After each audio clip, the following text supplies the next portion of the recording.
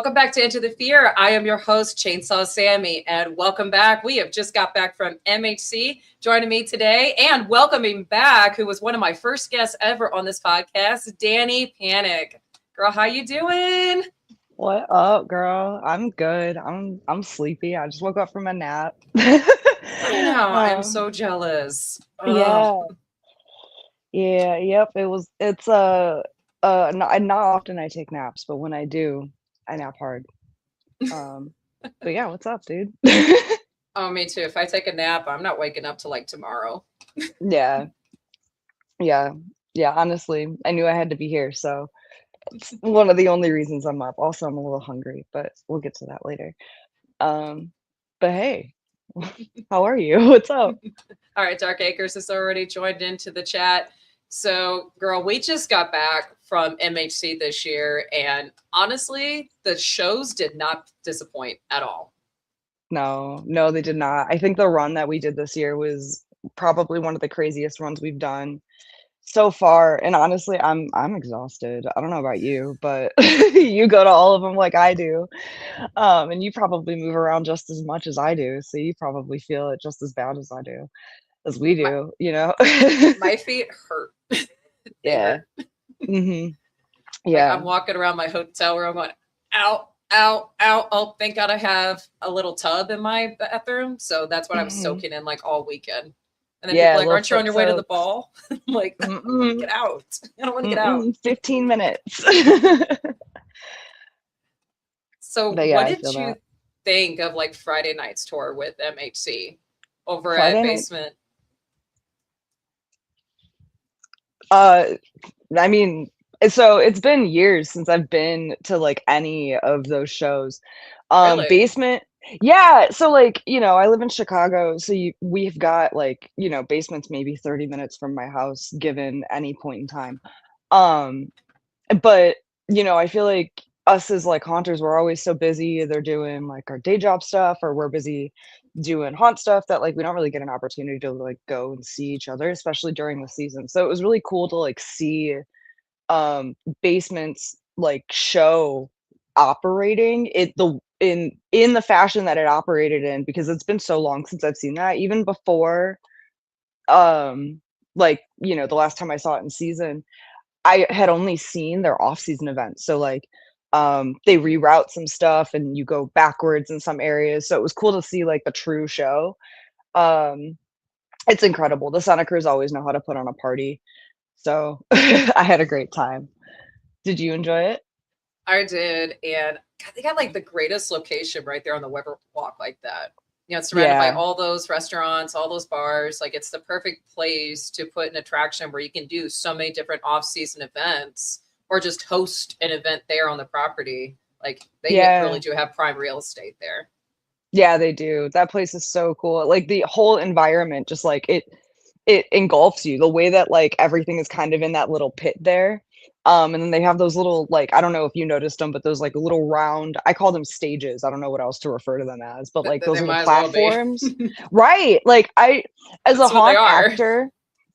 actor, I look at that space and like, man, I would bounce off the walls there. And like you can tell the actors their due. Like there are so many hard hitters that come out of there. Uh Right? and I get it. Like the environment definitely breeds it. Oh my gosh. God, when was the last time I was at Basement? So last time I was at Basement had to be in 22, and I was there twice. I was there for the MHC tour, the Thursday tour, where Hmm. they had Massacre, they had Basement, then you had to go to EI and then over to Disturbia. Like, that's a long day hitting four live shows in one day, but hey, they made it work. But I remember we were Yeah. guest acting and then we ran over to EI, wound up guest acting there because we were still fully dressed up and we beat the buses there. So we wound up guest acting there too. And then finally we went over to Disturbia and just hopped on with the bus crew through the haunt and got to see Disturbia live. So that was the last time I've been to Basement. A lot of new updates, and I'm excited to see the new stuff that they were definitely working on, because there was some spots where I could tell they're still working on some new stuff for season. But they made Hmm. it work. Like, they blasted up the amplifier. Whoever was spraying the Froggy's fog, I could taste it. It was up so high. I'm like, man, come on. Yeah, yeah, they had a lot of fog It's in there. Getting some sewage in my mouth. Hmm. Yeah, no, the smell is so distinct, especially with their the scents that you can add to their fog. Yes. Yeah. Freaking crazy. Some people go a little bit overboard on it. You know this, dealing with actors when they buy it for, make it adds to the effect, adds to the character, obviously, but sometimes they go so overboard. I'm like, this is like bringing me back to high school when Axe first came out and everybody's like Yeah, overloading with the body spray, and you're like, yo, stop. it's all about that spray box with the axe through it, man. It's You gotta just the walk habit. through it. I Yeah. know. Remember Love Spell by Victoria's Secret? Like that was us women. You always had that Oh my one chick that God. would like spray the Hmm. entire bottle. And then she's like, oh, I got to go back to the mall tonight and get another bottle because I used the entire bottle on my body. Yeah, and hey, a lot of the time, at least back in the day, they were like 3 for 20. I remember. Love Spell wasn't my scent, but it was my mom's. So that was always like her go-to. Like anytime we had a present to have to give to mom, it was Love Spell, the whole kit, the lotion and the soap. Wow, you just brought me back. Right? Nostalgia. That's like literally my entire like social media is all this nostalgia stuff. And I'm like, man, stop. I wish I could go back. Yeah, the early 2000s are coming around again, and I am dreading and looking forward to it. Right? Hmm. All right. So, what did you think of Massacre? Now, I got a lot of inside scoop on the MHC episode, but what did you think of Massacre? Major updates, most definitely. So yeah, Massacre was like getting punched in the mouth and then asking to get punched again. Um, it was so cool. Just like with Basement, I hadn't been to Massacre. I think the last time I was at Massacre, other than to just like stop by for a second to see Carly, was I worked a Valentine's Day event for them. And it was right when they had installed the hospital. So, and I didn't walk through. So like they had just gotten the hospital, but I had no idea what was inside of it. So to be able to walk through that whole new portion, like now that it's done, uh I got through the introduction, I had tears like streaming down my face. And then like I don't know, it was so cool. I have a like I've got nothing but like mad respect for Tim and Carly and the whole Massacre team. So to be able to like walk through the fruits of their labor, like and like still smell like the paint drying was like both Basement was incredible, and Massacre was also incredible. So like I don't want to say one was better than the other, but like uh my pride as a friend definitely shined like through Massacre the whole way through. Like I can't shout them out enough for like all of the work that they do and all of the work that they did. Like every single fruit of their labor I felt like was shown, and it was so cool to be able to see. And then their whole new front area where their axe throwing was at the end, where we all just got to sit Yes. and hang out. Oh my god, like what? Like uh yeah, it's really cool. I really love what they're doing over there. um ryan's got Ryan's got a solid crew. And I don't know if you know, but when you walk through, there is a area with a bunch of license plates on the wall, and there is Dani Panek on the wall. So it Now was I want to go cool. back and see it. You got to. Everybody watching, go back during season and look for my name. That is so awesome. I mean, yes, full on immerse. So I was walking through with Skip over at Hansall, and we Oh, wound okay. up getting picked, and we were put in the padded room, which completely collapses on you. That was Oh, intense. yeah, the squeeze room. Yes, loved it. Yes. Everybody was at the end, everybody was asking me how I felt, and everybody was like, "Oh, it's so tight, it's so tight." I felt like I was getting a hug. Like I was like, That I don't was know what that me, says about me, but I was just like, "Oh, this is nice. I can fall asleep right now." And then it right? like released. I was like, "No, You're more." like, oh, Yeah. I don't know if that was like if it's automatic or if it's like a thing where like the timing can be adjusted, but uh, yeah, I can see where people would freak out. Normal people. right. No, it was awesome. God, I can't brag about it even more. They did an awesome Yeah. job over there. I mean, Carly was giving me little hints here and there, but I know she can't, obviously give me everything. But I was like, oh Yeah. my God, I'm excited. And Oh, it blew me away. It was great. I mean, yes, Mhm. Basement was awesome too, but Massacre, just from the last time I was there in 22 to now, it's like your major upgrades were top notch. Yeah. Yeah. I love Massacre, man.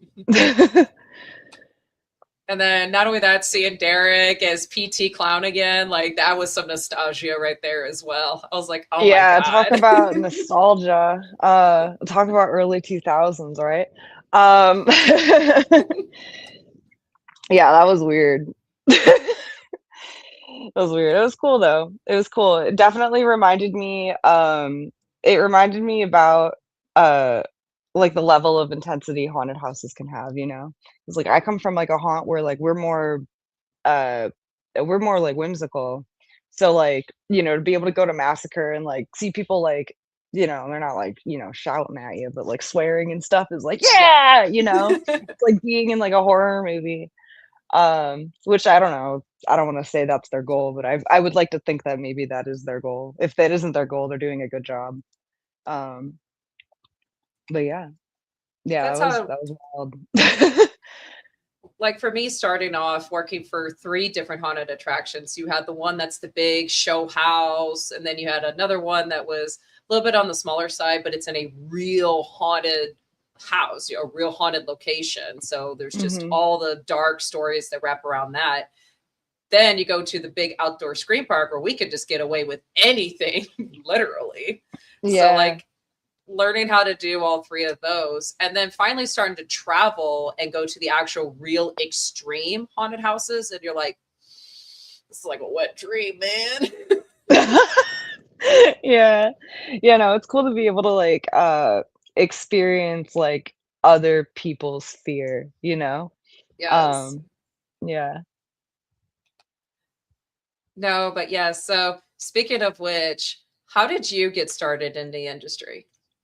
Uh I feel like I feel like everybody always has all these really cool stories, and what it really comes down to is I needed a job, and I was at a party like the year before I needed a job. So I started haunting when I was 17, about to turn 18, back in like 2011. Um, and my birthday's October 5th, and me and a group of my friends, we always did like a combined birthday party. So at one of my friends' apartments, we were having a party, and this kid walked in, he had, like, all this haunt makeup on, and I was like, "Oh, you just came from a Halloween party?" And he's like, "No, I just came from a haunted house." And a year later, I, like, remembered that interaction. I called, one of my girlfriends who was, like, a part of, like, creating the party. I was like, "Who was this dude?" She gave me his contact info, and he told literally, it's like what everybody says, how easy it is to, like, join a haunted house. He told me when auditions were, I showed up, and here I am 16 years later, or however many years it's been since 2011. And that's my story. I started at 11th hour. Um, that guy told me, I remember the day that I showed up, he watched me get out of the car, and I looked at him, and he's like, "Wow, I didn't think you'd be here. I didn't think you'd show. Nobody people normally don't show." And I'm like, "Well, here I am." Um, and that's kind of been my like motto since I started haunting, is just, "Well, here I am. I'll do it." Um, but yeah, yeah, I, you know, was hooked. But I mean, you know, I was a kid who came from a not perfect household, who needed an outlet, and creepy was the outlet I didn't know I needed.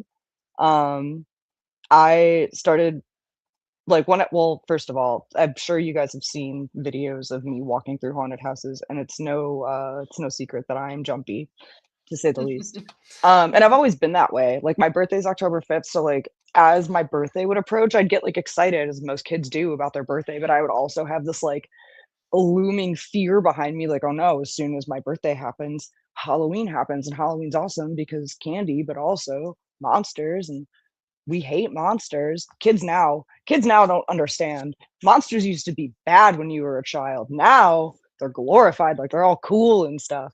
Um, but I also like was curious. So like growing up, I always like wanted to go to haunted houses, and I was the kid that like would say I wouldn't get scared, and then I'd get to like the front door of one. And my mom loved haunts. So I'd get there, and you know, I'm terrified. So I would just like I'd try and chicken out. So she was the parent like dragging her child through the haunt because the whole way up to the front door of the haunt, her child was saying, "I'm not scared. I can get through. It'll be fine." It was not fine. I was scared. I did not get through.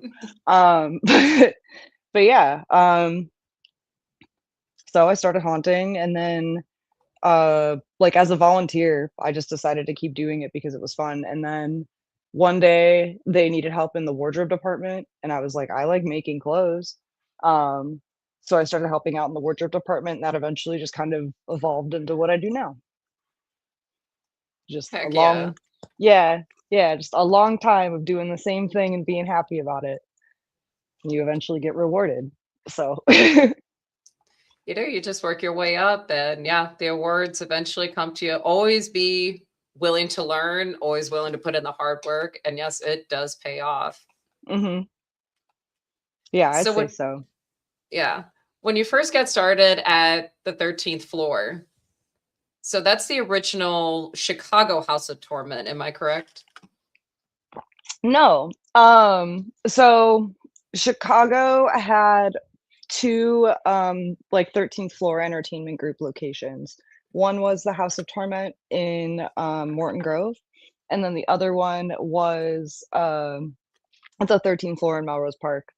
So um I started at 11th hour, and 11th hour eventually got became partners with 13th floor, and then like 13th floor absorbed 11th hour. So that's like kind of my whole journey is like I've been with the same haunt the whole time. It's just the name has changed. Um, Gotcha. Grandfathered yeah. in is what they call Yeah, it. exactly. Yeah, yeah, exactly. Grandfathered in.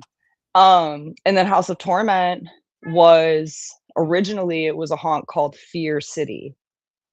Um, and that haunt was only open, I mean, correct me if I'm wrong in the comments, but that haunt was only open for a few years. And then House of Torment obviously was only open for a few years after that. And then, 13th floor's still been rolling strong. Yeah. That's what I like Yeah. about what 13th floor is that you guys, number one, you guys are like literally walking distance from MHC right there in Rosemont. But Mhm. also, like you said, you guys are more whimsical, a little bit more of just something different than your traditional, like, bloody massacre, slaughterhouse bloodbath that other haunts are. Yeah. We have little hints for this year. We have plans to kind of change that. I think our performance team as a whole is kind of heading in a direction of wanting to go back to the roots of more of like a House of Torment style scary, where we're more like gritty and in your face and um a little more I don't want to say traditional, but a little more connected to what a haunted house is, if that makes sense. Um we'll still be whimsy and like have our like fantastic storylines, and we're also known for like our incredible detailed sets, and like those aren't going anywhere, but we are planning on we're gonna add a little bit more blood, maybe pack a few more punches. Um but yeah.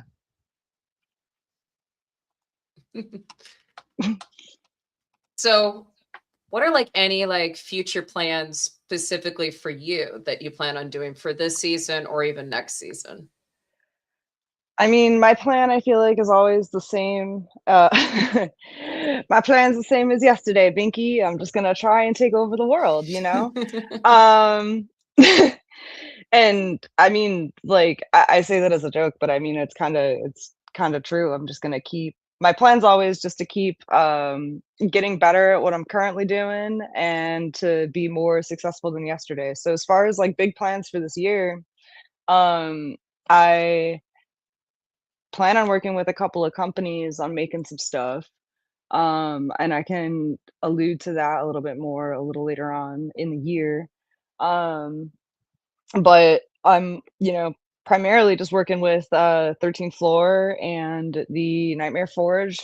Um, and those are my plans. I don't have, um, at this point it's June, so I'm like gearing down to not see the sun for a while and start building a haunted house.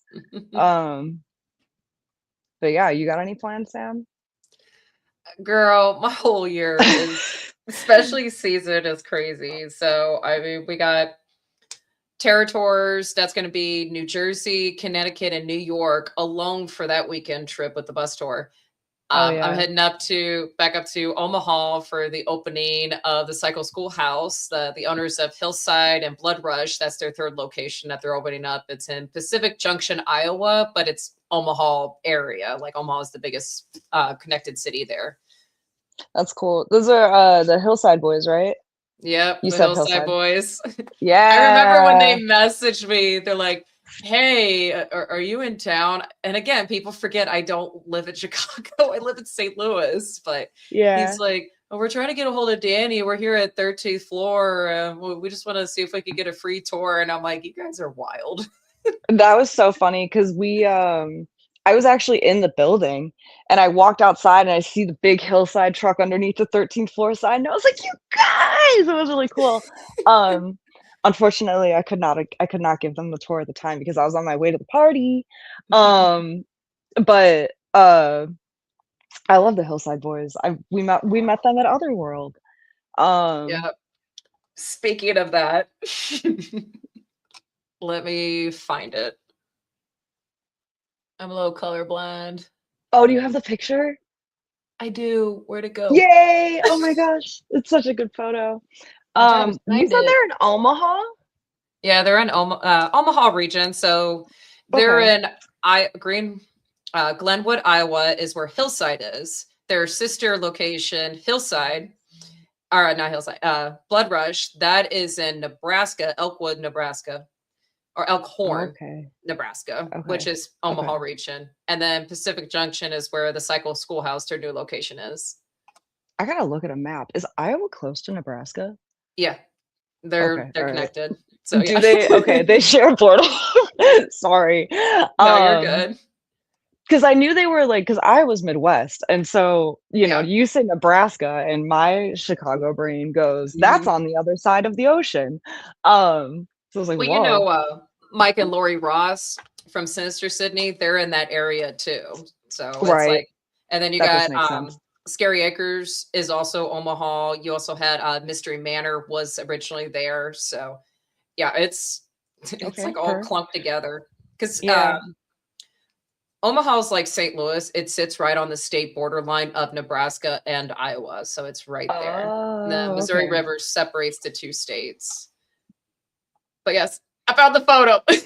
Yay! Oh, how Oh fun. my god. So let me tell you with Otherworld. So that was like an egg glue or like a rock. I don't remember how we Yeah. found the hole to get underneath that. So yeah, guys, we're actually inside underneath a rock. And we thought we Oh, were so well hidden that we could pass a joint around and nobody would notice. Did we get yelled at by an employee or somebody? I don't know what you're talking about. I can't believe we fit all in there is my biggest question. Because first I think it was you and Alex that were in there first, and then me and Dozer jumped in No. there. Who was all So in I there think first? so I think what happened was you guys were I think y'all may have gotten in trouble and then we rolled up because I remember coming in and everybody was giggling and I couldn't figure it out why. Okay, And yeah, then it might Alex have been took it. the photo. Y'all were passing a joint? Don't do that. That's horrible. uh, I just remember but this photo was taken like right after we got yelled at by employees. So yeah, it might have been the Hillside Boys were in there first, and then we got in there. I know there was already people in there because before I me was and walking Dozer around with found you Joe and guys. Alex. Okay. Um, Maybe it was that's so Derek that was in fun. there first, and then we jumped in, then the Hillside Boys jumped in, then you three jumped in. And I was like, how are we all Jesus. fitting here? Yeah. I I think we remember were just trying laughing to get about how there were so many of us, and then that's cool. But yeah, those domes were so rad. they were the perfect place to just sit, chill, and not be bothered because that was right around where all the food was, and we were trying to like avoid people. Mm, But no, yeah, that was so fun. Them yeah, three, I call them the three amigos. They are just so funny. You know what they yeah. did last They're year's like transworld? cartoon characters. They They kind of look like cartoon characters because you got Travis, who's way up here. You got to bend your back just to, make eye contact with him. Mhm. But yeah, no, you know what they did last year for Mardi Gras when it was going on during Trans World? They got in the Mardi Gras parade Yes, they somehow. got in the parade. I remember you talking about that. That's wild. We I forgot where we had food, but we had food, like, right on the parade route, like, maybe, like, I think it had to have been, like, the day before because I was gonna say a few hours before, but that doesn't make any sense. You can't get through anywhere in parade routes a few hours before the parade. Um, but yeah, I remember walking around and being like, "Why is everything marked off? Why is everything all weird?" And then you being like, St. Louis is the sister city of New Orleans, right? Is that correct? Yep. We have Yeah, I the remember you second being largest Mardi Gras celebration, and Transworld just had to yeah, be the same weekend because we had the yeah. Mayor's Ball the one night, so everything downtown was blocked off and packed, and then you had Mardi Gras that Saturday, which everyone and their sister was down there because it was like beautiful, sunny, perfect day to have it, and then there was still stuff going on Sunday. Plus, Ballpark Village has their big after party, so plus Little Wayne was in town that year too for a 2-night concert. There Oh, was a yeah, that blues was the other thing. game. Yep, there was a blues game. It was crazy. I'm like, poor St. Louis right now. It was the most chaotic weekend, yeah, as if it couldn't get any more chaotic. You got a bunch of haunters in town, and then you also decided to set the city on fire by putting everything in the same weekend. That was a lot Yeah. of fun, though. I remember you on the show floor on Sunday being like, "Girl, I pulled double duty last night." Oh That my was God. Tell fun. me, tell me I did. Yeah. Everybody had beads. Yeah, yeah, everybody had beads. That was so much fun. I love Trans World. You know what's Such a crazy good is time. I had like 2,500 beads. I had a lot. My shoulder hurt carrying them around. Yeah, I bet, I girl. I only gave 2,500 beads? Mm-mm. everybody got one, by the way. That's how many freaking people I know. Because I'm like, I gave Yeah. away 2,500 beads. I gave every person that I knew. I wasn't giving them out to complete strangers. I was giving them to people that I knew. That's how many people I know. Like that was wild. I'm like, there's over 2,000 people here that I know personally. That's That's crazy. crazy. Like, what? I've been in this business too long. Tell me I'm Nah, old. not long enough. I know, 25,000 and I'll tell you too long. right? That was crazy. We'll go That's from cool. 2,500 to 25,000. Let's do it. Yeah. Oh my gosh, my feet already hurt. That sounds like a lot of walking. I was gonna say, after MHC, I don't wanna think about walking right now. I Need a still got wheelchair for a while. Texas honors in 5, 6 weeks, something like that, mid July. So at least I got a little bit of a break because this year with Trans World, East Coast, and MHC within a month of apart, that was crazy. But I mean, shout out to the entire team, including you, Danny, because I know you're part of the team. You Oh, thank guys you. put a hell of a 3 shows together. Shout out to Rich and Jen, your entire team. Also, shout out to Chris, Robert of Transfer Live. You guys are freaking amazing. We had 3 killer shows this year with amazing haunt tours because not only that, Trans World had a haunt tour down there at Talon Falls, and that was awesome. Yes, man, being able to see Talon Falls, like, operate was so, so, so cool. I got to guest act there one time with Joe, actually. Yep. Joe introduced me to the Talon family, and it was wow. Um, I love walking through haunted houses, but I love walking through haunted houses when my friends are, like, the fruits of the labor. Yes. Um, and Because you're being able like, to see attack me, like, yeah. grab me and make me your victim. Yeah, no, it's so fun. It's just also cool to be able to see, like, them, like, work hard for, like, something they're passionate for. I'm a big person who's just, like, a big fan of my friends? Yes. Yeah. Every time I go to a haunted house, I mean, now because I travel so much now, I know so many people. And when I get to actually see my friends' haunted house live and in action, see them in character, in person, it's just like Mhm. such a bittersweet moment. And then it's vice versa when they get to see me at one of the haunts in costume and character. And it's like all the love is shared. Yeah, yeah, exactly. One day I'll walk through and you'll be acting at a place, and I I won't know. be also acting. I think the only time did we ever act together at MT? I think maybe There had to have no, been a Christmas Fear where we were there together. I never Maybe got the to first guess. one. I never got to guest at a Christmas fair. I tried to Oh, that year, but I couldn't get wow. off. And then I was supposed to be at Basement of the Dead, and they decided to cancel their Christmas and just have Mm, the Disturbia one. mm. So I still went up there and did a photo shoot for Christmas Fear. So that was still great. I got to be on all the promo stuff for social media, but I didn't get to actually guest act that year. I was so upset because everybody was there. Like everybody's messaging me, like, "Where are you?" I'm like, "I didn't get to go. Damn my Yeah, job." I was yeah. upset, but there's always another chance. Like I went back this year with the Lost Souls tour, had a great time, and I'm like, okay, I need to come up here and actually guest act for Christmas and quit being lazy. Granted, I love the bus tours, don't get me wrong, but I need to get back in and do a little bit more of off-season acting. Yeah, I'm yeah. slacking. You'll get back into it, I'm sure. My question is when are you finally making your appearance at Woods of Terror? When they throw an event that doesn't uh also fall on the same weekend that my show is throwing an event. That's how I guest act anywhere. You just don't operate at the same time I operate, and that's I'll show up. Heck yeah. There's future stuff because with the Terror is doing a lot of off-season events and stuff. Eddie has talked about doing more in the future, and they're on Legendary tour this year, so that's going to Yeah, be that's so yep. crazy. The Yeah, big that's been a big plans. talk. Uh-huh. Big talk has been legendary. The last time I saw anybody from Woods of Terror, they were like, "So we'll see you at Legendary, right?" And I'm like, "I don't know." Because Legendary notoriously falls on our like our I call it Encore weekend. Mhm. But it's like the last weekend we're open. Yeah, So, you know, I got a it's always job to the do. it's always the fingers crossed. Yeah, I mean, I don't know. We'll see. Oh We'll no, we'll someone didn't pay see. the power bill. What? Just show up to work one day and the lights don't come on. That'd be no And you're like, way. well, I guess I'm getting on a flight to North Carolina, guys. Yep, that would exactly be my thought process. Um, yeah, no. I mean, I hope the stars align. That's all I'll say. Maybe they can maybe we can all say a group prayer together. Yes.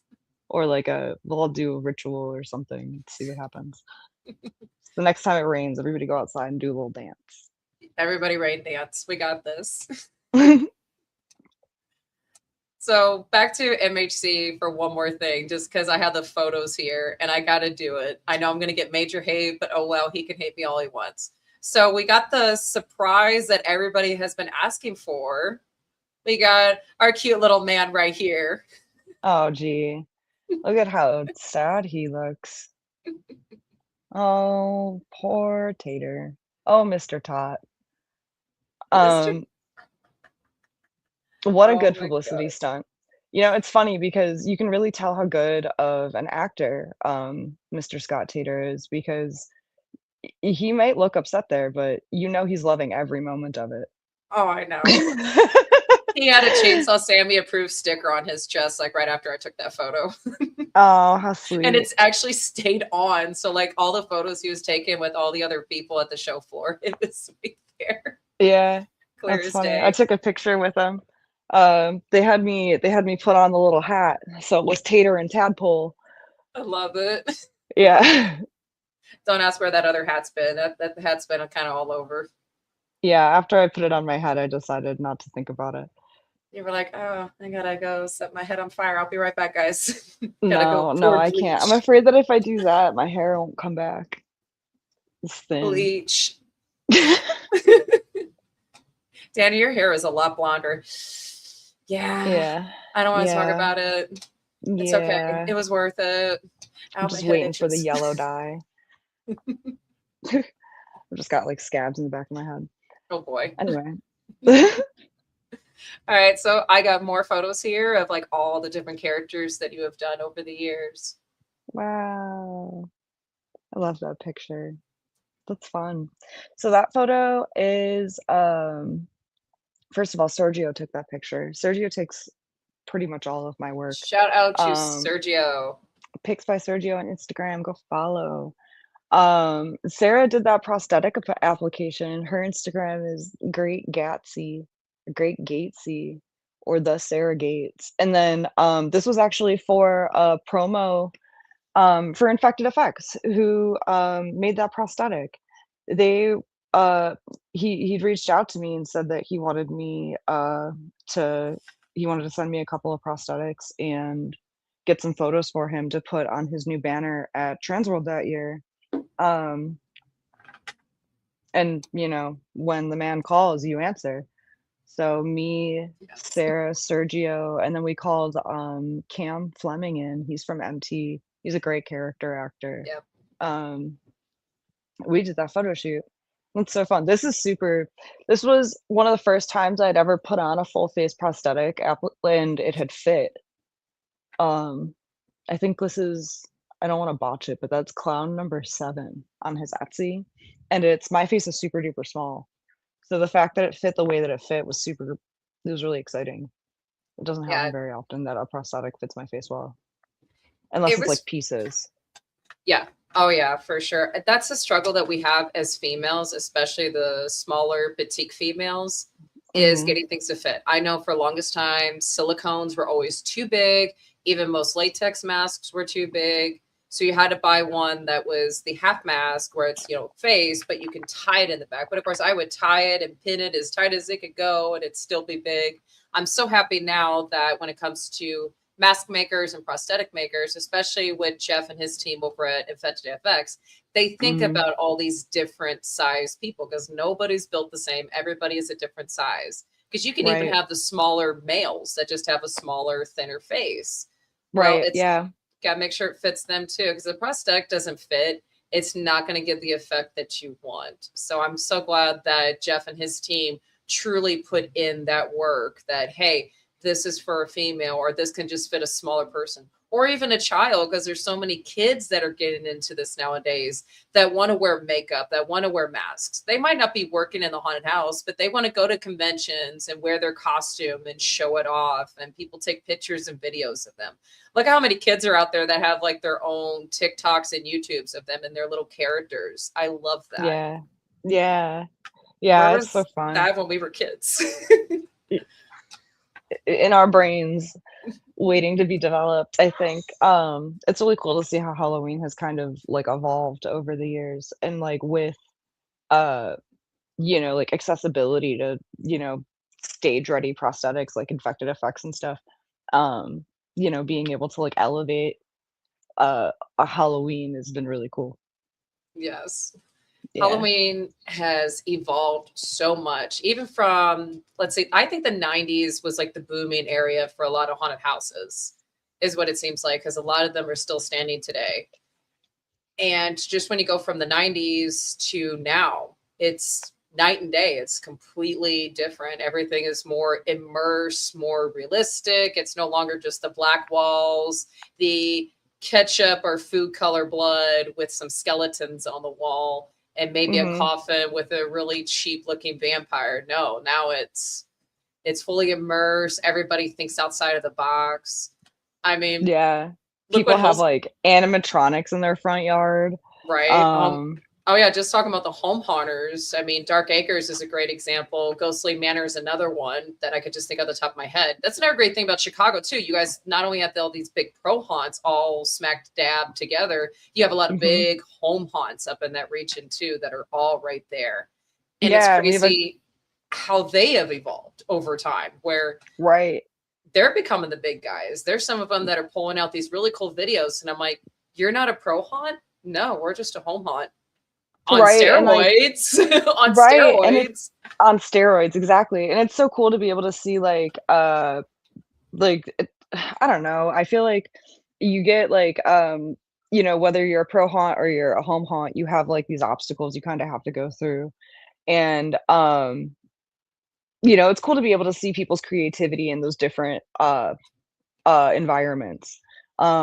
Chicago has this really cool group called the Chicago Haunt Builders, and Yes. it's, you know, all our Chicago dudes, they get together and they like skill trade, or they hold meetings and they like talk about like what they do at their shows, and they like, you know, the community of like building each other up is so cool. They have something called a make and take they do every once in a while. I don't I feel like bad like speaking on behalf of the Chicago haunt builders because I'm not nearly as involved as I would like to be.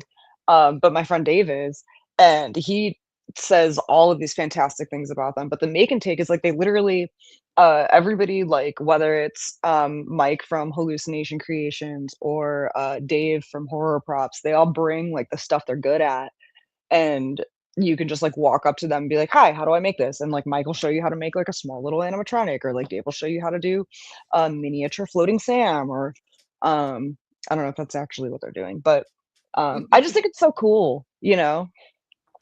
Um, Chicago's got a lot of cool stuff about it, and Chicago Haunt Builders is definitely, I think, one of my top 5. Like what you guys up there in Chicago region, I brag about you guys all the time, is, you know, it doesn't have the most haunted houses state-wise, but I would Mhm. say within city-wise, Chicago at least is number 2. I think Philadelphia would probably be number 1, but I think Chicago would be number 2 for city-wise of how many haunts are located in just one tri-area. And Mhm. with you guys, you all work together. So even with all these professional pro haunts and home haunts, you guys all work together, always willing to help out. Actors go back and forth between different haunts to help out, to fill in, to build a skill set and training. Because I always see there's also kind of training thing going on, some kind of activity. Obviously, it shows it at MHC with you guys over at the Learning Lab. That was Mhm. awesome. And then when you gave me the Aw. shout out, I'm over here like blushing. Oh my God, I want the spotlight and I'm not ready. And then Chris from Transfer Live is like, here, do you want to make the one that shout out? I'm like, now I'm on the spotlight. Damn it. I just wasn't prepared. And then I Yeah. was like, oh, I should have did it. Anything to get it off me for a minute. Right. I mean, anytime I just was like, oh, I'm thrown on the spot and oh God, let me grab my microphone, which I wound up forgetting the actual mics. I just had the handles and I was like, oh crap, I can't do my normal spiel. Well, guess what? I'm going to take a ton of photos and just be obnoxious. It worked out No, just you did a great. great you did great. Thank you so much. I appreciate you stopping by. Oh my gosh. I remember this from last year though, and I had no idea that was you. Really? That's so I fun. I had to look at your hat and really pay attention. I'm like, wait a minute. And then I was Yes. thinking of one of the old photos of you and Derek. I think it was at another convention that was held there at Rosemont, and you had that same hat. And I'm like, oh, I think that's Dani. Yeah, that's me. So that That's was funny. Lemon. I love that character. Andy made that mask. Ozo the Clown on Instagram. He's super talented. That's another thing that fits me so well. But yeah, that's Lemon. I She's so love it. fun. You just came up, you like grabbed the microphone and just started talking. I'm like, okay, let's do this. Yeah, special Into the Fear report from Lemon, the on-site clown at Midwest Haunters Convention. I love it. I was so tired. I'm sure you get this way too, but like whenever I act, sometimes like, you know, I'd disassociate from myself. I just like go into Oh, character mode. So like I 100%. remember, yeah, I remember grabbing your mic and like being halfway through like my spiel. I don't even remember. I don't know what I even said, but I remember being halfway through and like being like, "Oh man, I hope I don't say something silly," and then it just passed it off. Just That pass it was off to fun. the next person. I'm that Mhm. way too. And when I started doing silent characters, oh my God, like kind of what a relief because I can just be physically absolutely silly and goofy or intimidated, whatever I'm doing. And I'm like, this Mhm. is such a break. I'm used to either chasing people with a chainsaw or I'm screaming and shouting. And it's so great to like just do different types of characters to get your mindset off and into someplace else. But then later you're Yeah. like, why am I so tired? Yeah. Yeah, it's like you get possessed for a few hours. It's great. Um, yeah, I truly feel like I do things that I can only do if I have, like, my makeup and costume on sometimes. Um, Right? oh, You feel yeah. that freedom of like, I can get away with anything. Yeah, it's like I may be in my 30s, but this character isn't yet. Right? Hey, 30s is the new 20s, let me tell you, because we don't age as fast as we used to. Though I will say this generation behind us, they're aging like milk. You're like, Oh, gee. they'll be like 13, but they look 25. And not because they're like tons of makeup on or what they're wearing. They just look like it in the face. And you're like, you're aging like milk, buddy. I'm so sorry. Why all of us in our, late 20s, early 30s still look like we did when we were 18 for the most part. Yeah, it's interesting how generationally, like, things are so different. Like, I remember, when I was younger thinking that, like, everybody who was, like, in high school, I felt like I noticed it the most where, like, everybody was just getting shorter for a while. Now I don't feel like that anymore. Now I feel like I'll talk to kids and they'll be like, "Oh, yeah, I'm 19," and I'm, like, looking straight Uh-huh. up at them, You're like, let like, me go grab a "Oh." ladder. I'll be right back. Like I said, it's the Travis effect. You got to bend backwards to look up. Mhm. Or after having a conversation, like, my neck hurt. Yeah, readjusting. All right, I got more character pictures here. Wow. That's from Christmas Fear. That's so Yeah. cool. And there's Tyler. That's fun. I That like was a this fun one. shoot. Yeah, that was a fun shoot. That photographer I'd been wanting to work with for a really long time, and, he's known for doing, like, more, like, risque, like, elaborate shoots, and this whole photo specifically was a joke that I had kept making, like, as he was painting me, because we were watching Christmas movies, and I was like, "What if I just had, like, a Tommy gun and a bunny hat?" Love it. Um He's like, "I don't have a bunny hat, but I have a Tommy gun." And I was like, "Give me a candy cane, I need a cigarette." Uh, and there's that photo. I love the eyebrows. They sent Yeah, it. Those eyebrows, they sent it. I love yeah, it. no, that was a really fun, very cold day. When I seen that, I'm like, oh my God, like that'd be the best Christmas card ever.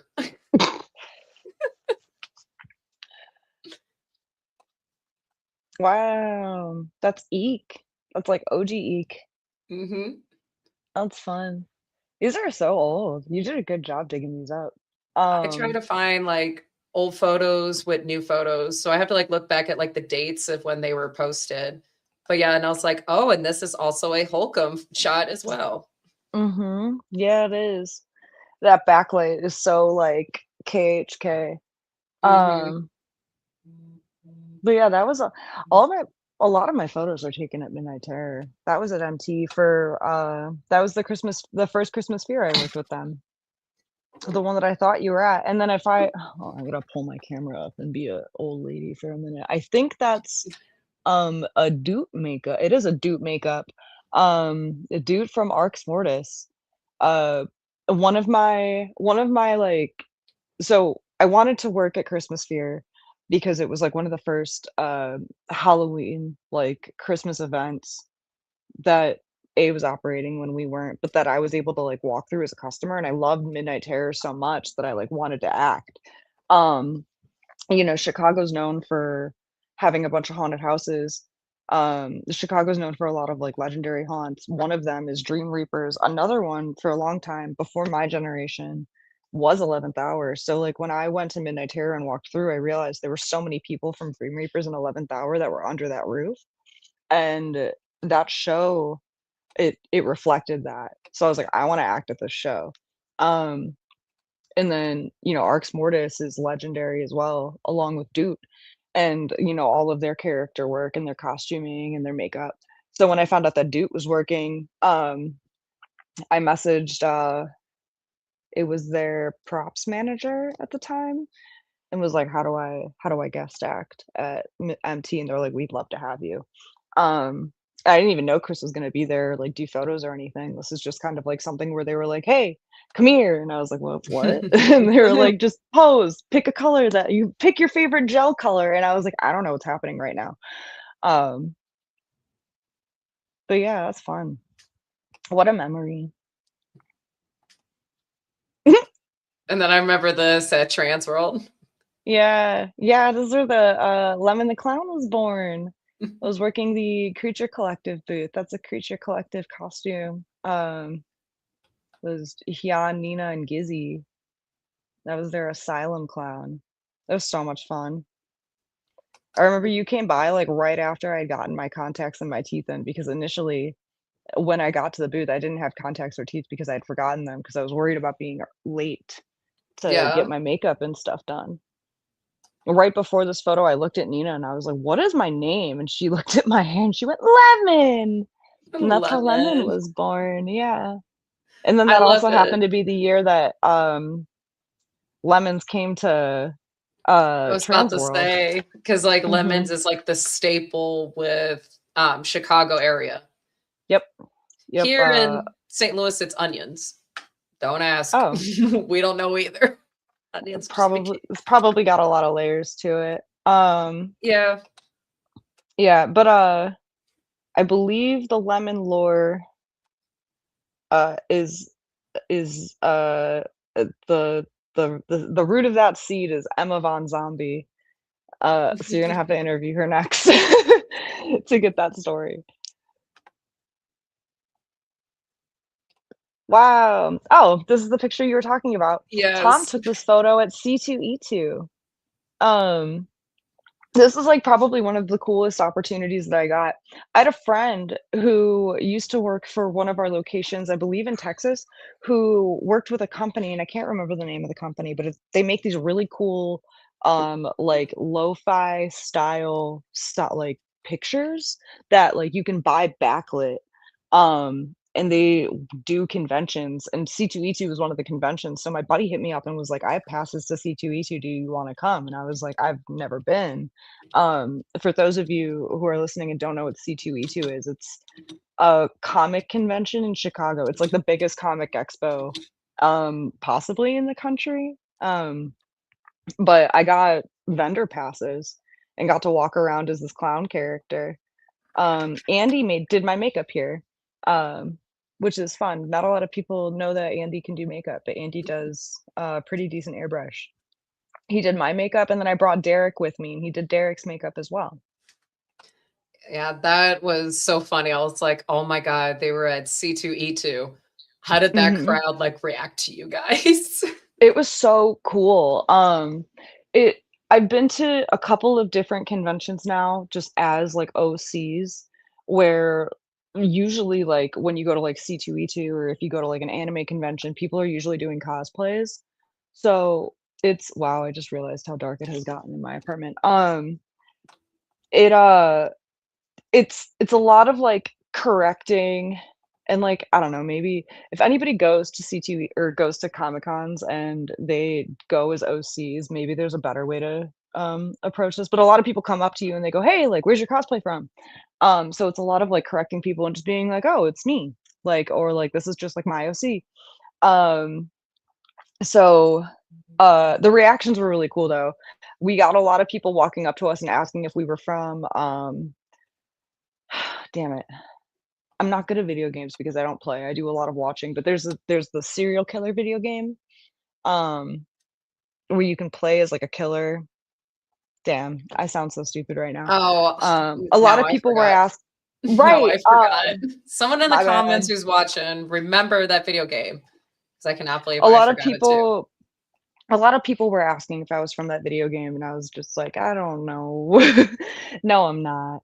But it's fun. I like sociology. It was a class I took in high school where you just, like, kinda go and, um, do things that are a little out of the norm, um, and you just kinda, like, observe how people react to that, and I feel like going to, like just being scary and, like, not so scary situations while still being, like, respectful is, like, a fun way to, like, kinda poke at that, you know? Um, so the reactions are great. We got a lot of random people wanting to take photos with us, which is fun and kind of weird. I don't think that's something I'll ever get used to, um, especially strangers. Like, at, like, haunt cons and stuff, it's like, "Oh, cool, like, I wanna take pictures with my friends too," but, like, in outside perspective situations,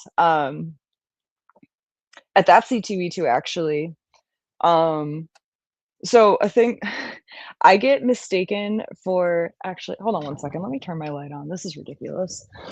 It's so dark, y'all. I'm so sorry. Oh my god. There we go. Wow. Hello. It's my orange apartment. Um, wow, my eyes need to adjust. Uh, I get mistaken for Alex Woody a lot. I get a lot of people who will come up to me when I'm in any sort of clown garb, like that photo specifically, and be like, Sharky. At C2E2, I had a woman come up to me and she was so sweet. Um, and she was like, "Hey, like I like all your videos on TikTok and I like, and at first you think like, "Oh, okay, like these are all things that like you could also like Alex and I have a lot of similarities. We don't look alike. We don't act the same."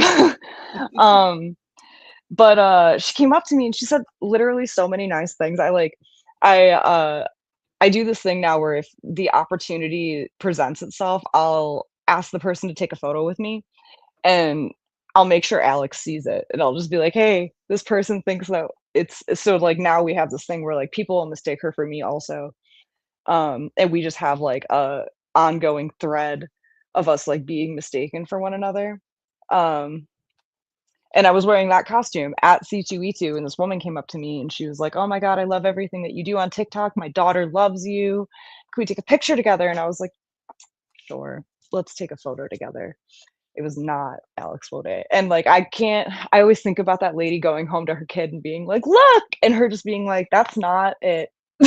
Right. That's not um, her, mom. that's not her, that's just some other clown girl. Um, and I thought, you say all these things and there's always like something that like will solidify it for me that like is like, "Oh, you're definitely talking about Alex." And it's usually the quote, "The little girl from Lamont." And I think that's so fun. But that lady called me the little girl from Lamont, and I was like, "Yes, ma'am. I'm the little girl from Lamont right now, I guess." Um, but anyway, I love it though. yeah, wow. This is like clown evolution. Andy made those hats, and then me Those and hats Maddie are came up. so cool. They're so much fun. That was so much fun. That was the year that Trans World was in. Wow. Wow. These are fun. I hope everybody else is enjoying just looking at pictures of me because I know I am. I I love love this Alex. one. See, that's Alex and I in the same photo, so you can Yeah. tell that we do not look the same. No. That's Um, that's typical public. Like everybody gets mistaken when you're a clown that you are Pennywise. It's yeah, like, but I'm not Pennywise. I'm Pickles or Mr. Giggles yeah, or PT. Like, yeah. I would say this one's my favorite because that's just classic you. Oh, thank you. Yeah, this photo shoot I think is probably one of my favorites. Um, a lot of people don't know this, but in this photo shoot specifically, I'm just wearing like regular ass shoes. Um, because I didn't, we took it. They can't see your feet. You good? Well, right, exactly. And like I walked out and Sergio's a real I don't want to say stickler because I feel like that sounds bad, but he's got an eye for detail. So like I always used to have like hair ties on my wrist whenever we would shoot together and he would like mid photo he'd like take a shot, look at me and then like come up and like take my like he's like, "No, like this is out of character." He's great. I Which is love why we work Sergio. together. Yeah, man, he's I need to get back incredible. with him, getting back up in the Chicago area and do a photo shoot because he asks. Mhm. Because we used to meet up for Fear Union up there at Midnight Mhm. Terror a couple days before MHC and do like a big photo shoot. Yep. But it just gets harder and harder with me getting time off during the week to get up there. But yes, Yep. Sergio, if you're listening in or you watch this later, I promise I will get up to Chicago area soon because I have so many characters that need a photo shoot done. They don't get no Yeah, for love. real. I'm pretty sure I had an active concussion during this photo and during this whole photo shoot. You can like the whole clown character, like you can tell if you like look, like my eye is like busted. And Oh, it's because I fell the night before oh, and shoot. smashed my face. So like underneath my lip, like in my nose and my eye, Oh. that's all real. Like the makeup is like brushed away from my face because like we didn't want to get makeup in the wound. Oh. um You know yeah. what though? It worked. It worked. Yeah, man. This is something I don't think I'll ever live down because this was, you're talking about the Fear Union shoots. Before we did the Fear Union shoots, we would do Chicago shoots right before MHC. and this was the first one I organized, and I'd fallen the night before, and I was like, "There's no way in hell I'm gonna cancel this shoot." Oof. Um, there it is. Some of the Hey, like the pictures that we have from the shoot specifically, I think are some of the most beautiful photos we've ever taken. they are. You would never know that you were busted up because Yeah, you made it to where it works. it's Sometimes such the good art, realism man. works, right? Yeah, yeah, the makeup artist that did my makeup here was so, like, thoughtful and so caring, like, "Wow, a macabre intentions OG." It was fun. All these are at Midnight Terror. Hey, Midnight Terror is like the best place to do photo shoots, like no Mhm, joke. mhm. I remember wearing this costume and thinking to myself that I felt like, one of the sand people from Star Wars. It was so Now cool. I see it now. Mhm. I love it though. Joe does incredible work. And I like his new Yeah. idea where he's doing like a garage sale at the conventions Yeah. now. The past 2 years, I wanna say he's been doing garage sales, at MHC in East Coast.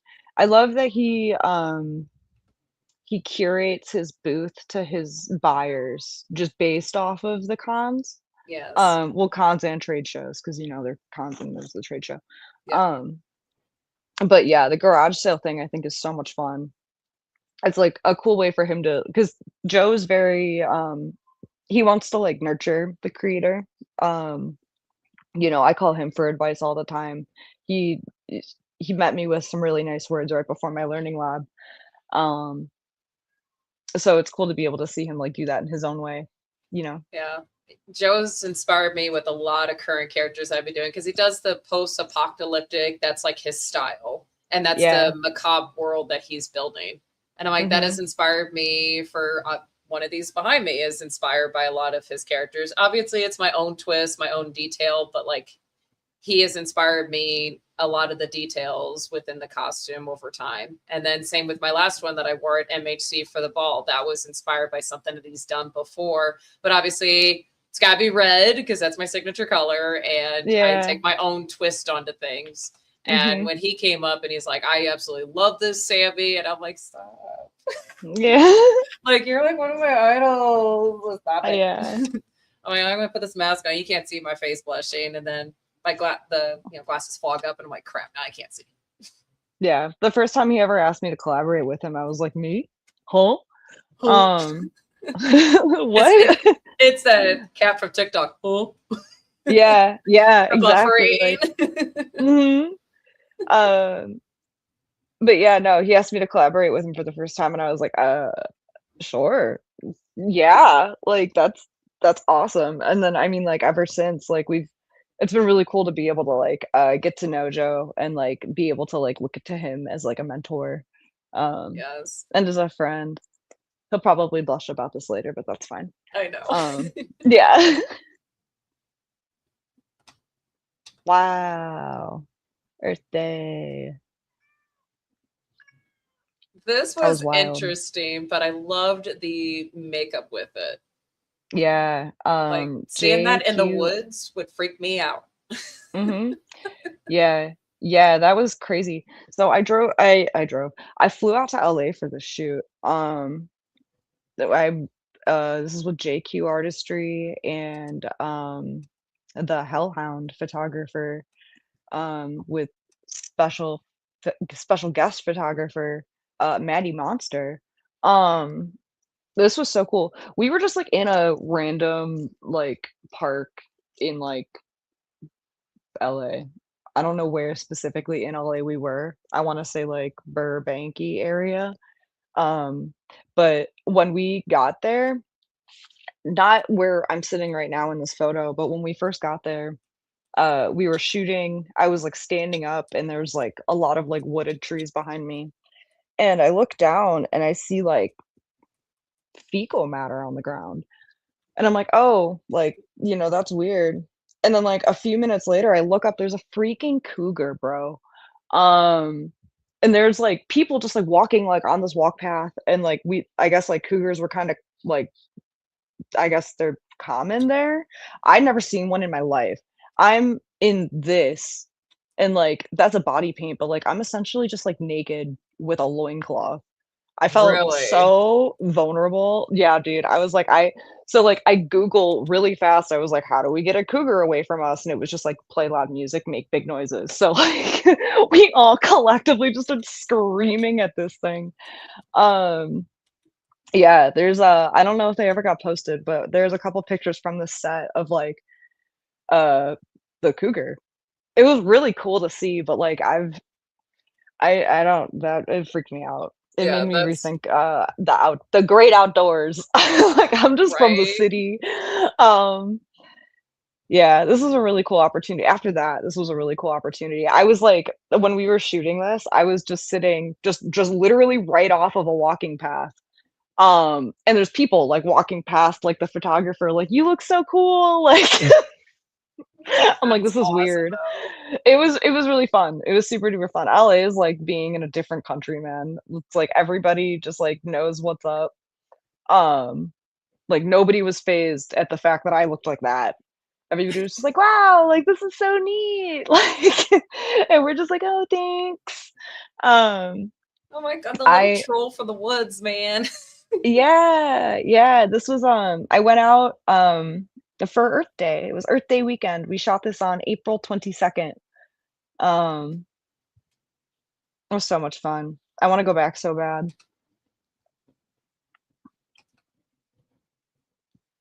Aw, that's cool. That's at the prison. Wow, there's so many. I That do. picture's really old. I don't know where that's at. Actually, no, that's probably that has to be a Midnight Terror. I don't even know who shot that. Wow. Here's Wow. another macabre. Yeah. Yeah, that's me and Tom. That was a Midnight Terror too, in their Love it. bathroom scene. The twins are still my favorite characters Joe has ever produced. I mean, the Yeah. idea with them attached to each other and just the costumes are simple, but the masks really set them apart from everything else because it looks like you guys have like 1,000 eyes. Yeah. Walking, so Penhurst has these costumes, and walking Yeah. through Penhurst and seeing them is so Seeing them cool. live, it's so freaky. Yeah. That tunnel that they have them in because it's so Oh. foggy. And then all of a sudden you just see them and you're like, oh my God, that's scary. Yeah, the actors that they have, in these costumes of Penhurst are killing it. They They're are. so good. They do such a good job at, like, making all the macabre characters that they have out there, they do such a good job at, like, bringing them to life. Sorry, I keep feeling like I'm gonna burp, but it won't come I out. hate when it happens. I hate that. Wow, Christmas. I like that. That's just like scream at me. Yeah, me, Carly, and Emma did, Christmas Carolers at Midnight Terror the last time we worked Christmas Fear together. Um, and, like, this particular year, there were so many guest actors that, like, it was like, MT was, like, stuffed to their ears. Um, it was like every room had, like, 5 people in it. There That's were so many people in crazy. the line. That was the year I Um, was trying to go so bad because literally everybody's messaged me. They're like, everybody is literally here because there was no room. Midnight Terror was the only one open that weekend because I think they Uh-huh. just did a separate weekend from everybody else. It was insane. All the stories I was hearing coming out of there, I'm like, I don't be here at work. I don't want to be here. At the time, I was That's still so working cool. at the jail too, so I was like, I don't want to be in jail. Yeah. Yeah, you were literally stuck Yeah, in jail. literally, but by my own choice. It's called a paycheck. No, I get it. I get it. I have also worked some jail-like jobs. Yes. Wow. The worst is when you're in Facebook jail and real jail. Right. It hits. Right. You're like, I'm just banned from everything, huh? That's crazy. I don't scroll through Facebook a lot. I feel like, maybe that's doing myself a disservice, but I've really just, like, stuck to going through, like, Instagram for all of my, like, social media, I'm and then I just, like, post everything to Facebook. I feel like a lot of people do it like opposite, where like they'll like be primarily on Facebook and then they'll just like auto post to like Instagram. If you're running a business, Facebook is the main platform for social media. Like obviously Facebook and Ah, that's where I'm Instagram, messing up. yeah, Facebook and Meta are owned by the same company though. They're Meta. Yeah, So it's yeah, all the same. Like my Instagram and Facebooks are all connected. yeah. So, but that's the shitty thing is when you're in Facebook jail, like I technically am right now, Facebook Live isn't working because I'm in Facebook jail. So, Oh, okay, word. yeah. But thank God RIP. YouTube is its own company. Yeah, for now. I love this one because it's so focused on the little doll in the middle. Wow. It's so that one's so old too. That one's from Melrose Park.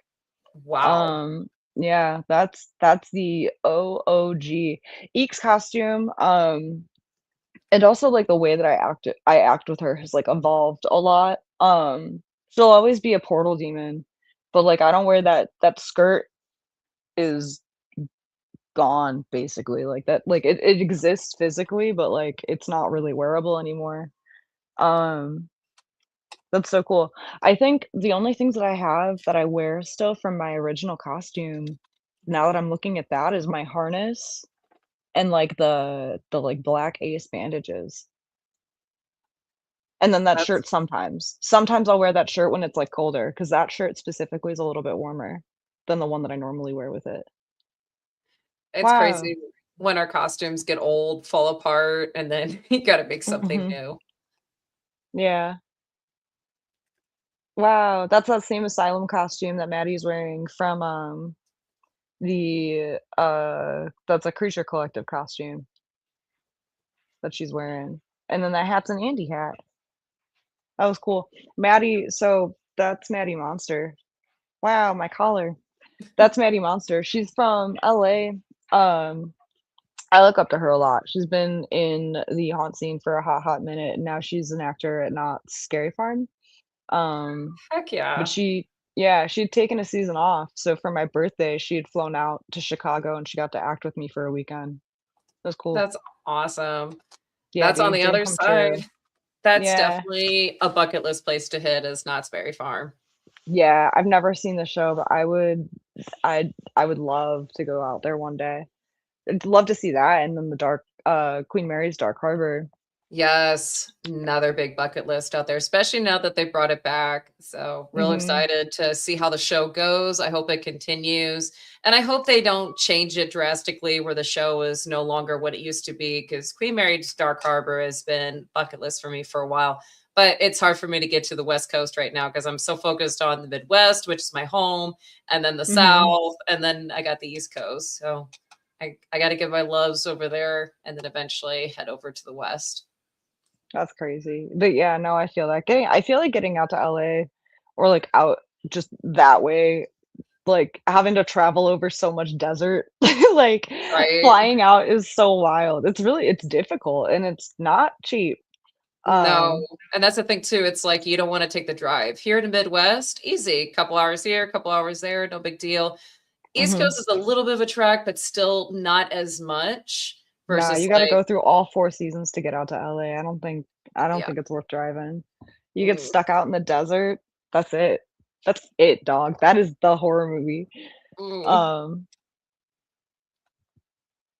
although it does sound crazy. kind of fun. As somebody who likes, road trips, that does it in a car that, like, doesn't need to be, like, charged or, like, have gas, like, in a scenario where nothing can go wrong, that sounds like so much fun.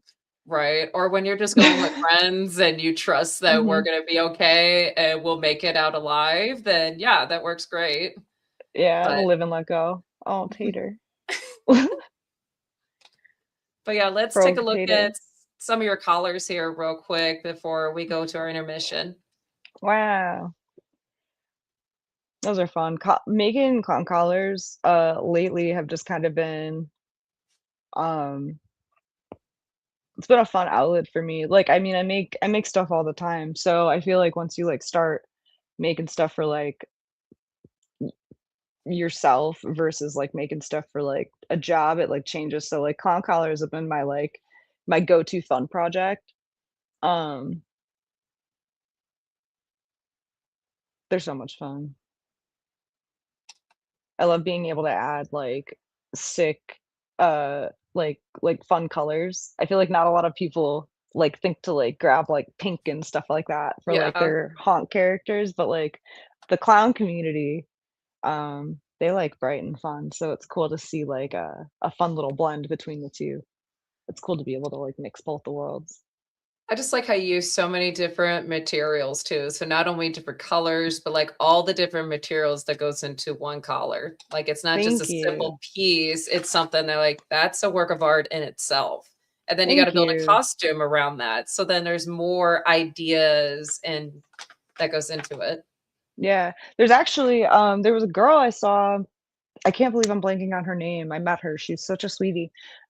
She had one of my collars at the costume ball, and she paired it with a costume by my friend Gizzy, who owns he used to be with Creature Collective, now he does his own thing. Putrid Cloth, I believe is his brand. I don't know if I'm saying that right, but that's the Instagram tag.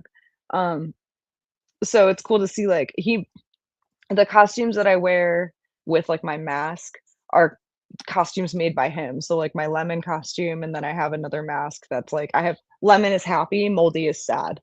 And he made No. my lemon and moldy costumes, yeah. Um, and, it was cool just to be able to see, like, his work with my work. It's, like, a fun way to, like I don't know, it's, like, a cool way to do a collaboration with somebody without, like, having to plan it. It was also cool, like, thinking, like, "Wow, like, you had this idea with all these color combinations, and, like, I had this idea with all these color combinations, and they go together so well."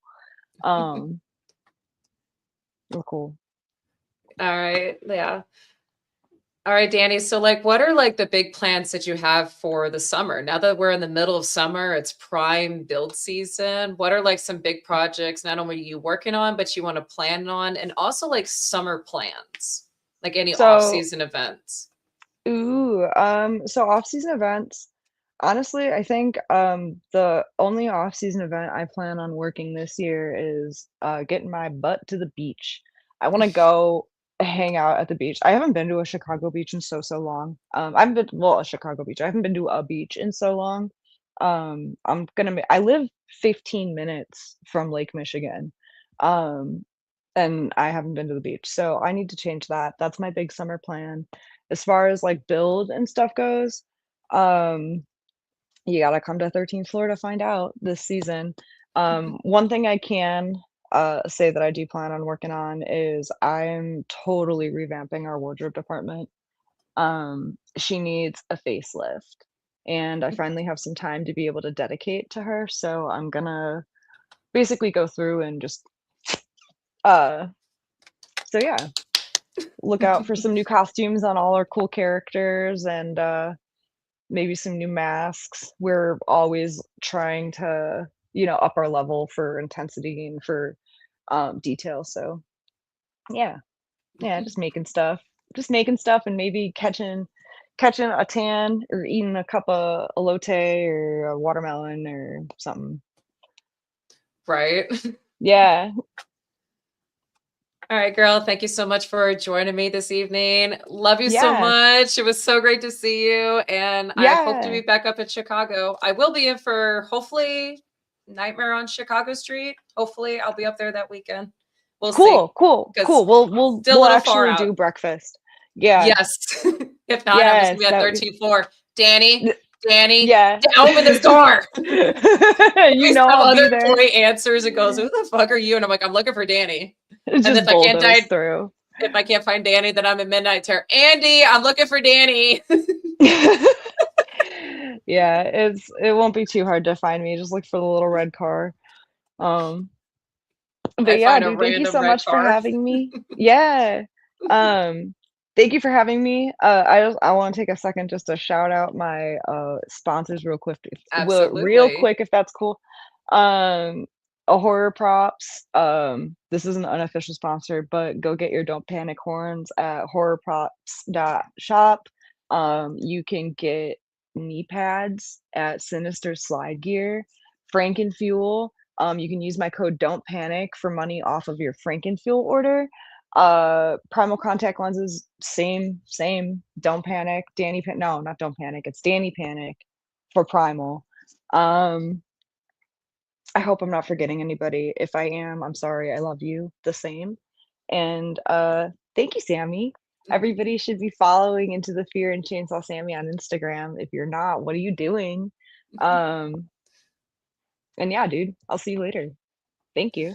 All right. Thank you so much, Dani, for joining me this evening. Girl, keep rocking it, keep killing it, and I will hopefully see you this haunt season. Yes, so much love, thank Sunny. you so much. Love you so much. I'll see you soon. Bye.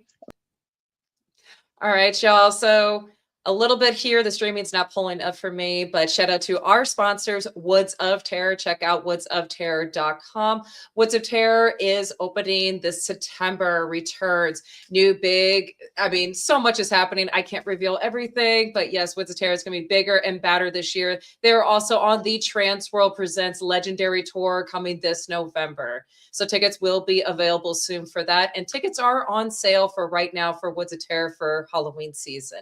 Check out woodsofterror.com. Woods of Terror in Greensboro, North Carolina. All right, guys. So welcome me to the stage here this evening will be Dave. Hi, from Fear School. Hello, Sam. How are you? Hello. Thank you so much for being patient. Oh, absolutely. No worries. It's been really crazy. And I mean, we are officially in the summer, like the summer fear. So right now it's prime build season, it's hiring season, it's actor training season. I know for you. So it's crazy. It's crazy that it's halfway through the year already. 26 is already halfway over.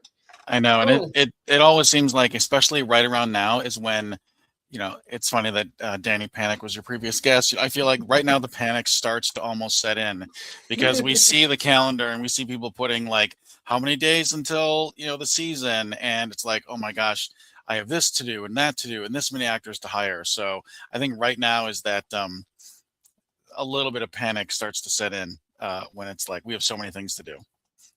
I know back when I was manager operating a haunted house, back from when I was an actor manager all the way to when I was general manager, this was the prime time for me to start hustling. Even though, oh, I got 3 months. I'm like, yeah, I got 3 months. I got to get this going. I got to make sure that I have not only just plenty of people, obviously, but everyone's background checks, everyone's payroll is set and ready to go. It was just so much to do. And not only that, build season, because I was also part of the build crew. So we got to make sure everything is up in operation for opening night. And yes, this is crazy build time for everybody. It's the hustling, do not panic, but let's internally panic time. Absolutely. That's how it always goes, right? But for some reason, we keep coming back year after year. So we must love this. It's an addiction. It's an addiction, and we need it's help. in your blood. I mean, if you last through one haunt season and come back for another one, most likely you're going to probably do this for the rest of your life. That's my goal anyway. I tease my wife and she hates it when I say this, but I say, you know, once it's my time, I want you to make me into an animatronic. You know, have me stuffed. Put me somewhere in a haunt or whatever, like those old Body Worlds exhibits sort of thing. Yes.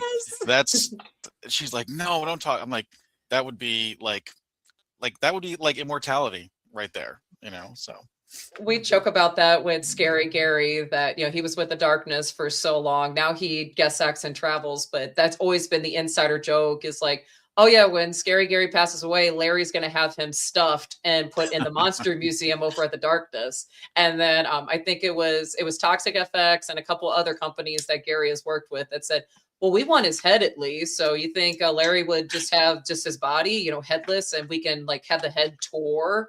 And I was like, that would be hilarious, but also very morbid, is if you have Scary Gary's head on display at Transworld and then travels to like East Coast, MHC, all these random shows, Monster Palooza, Midsummer Right. Scream. That's so interesting that even in such high demand, his body is like going to be carved up.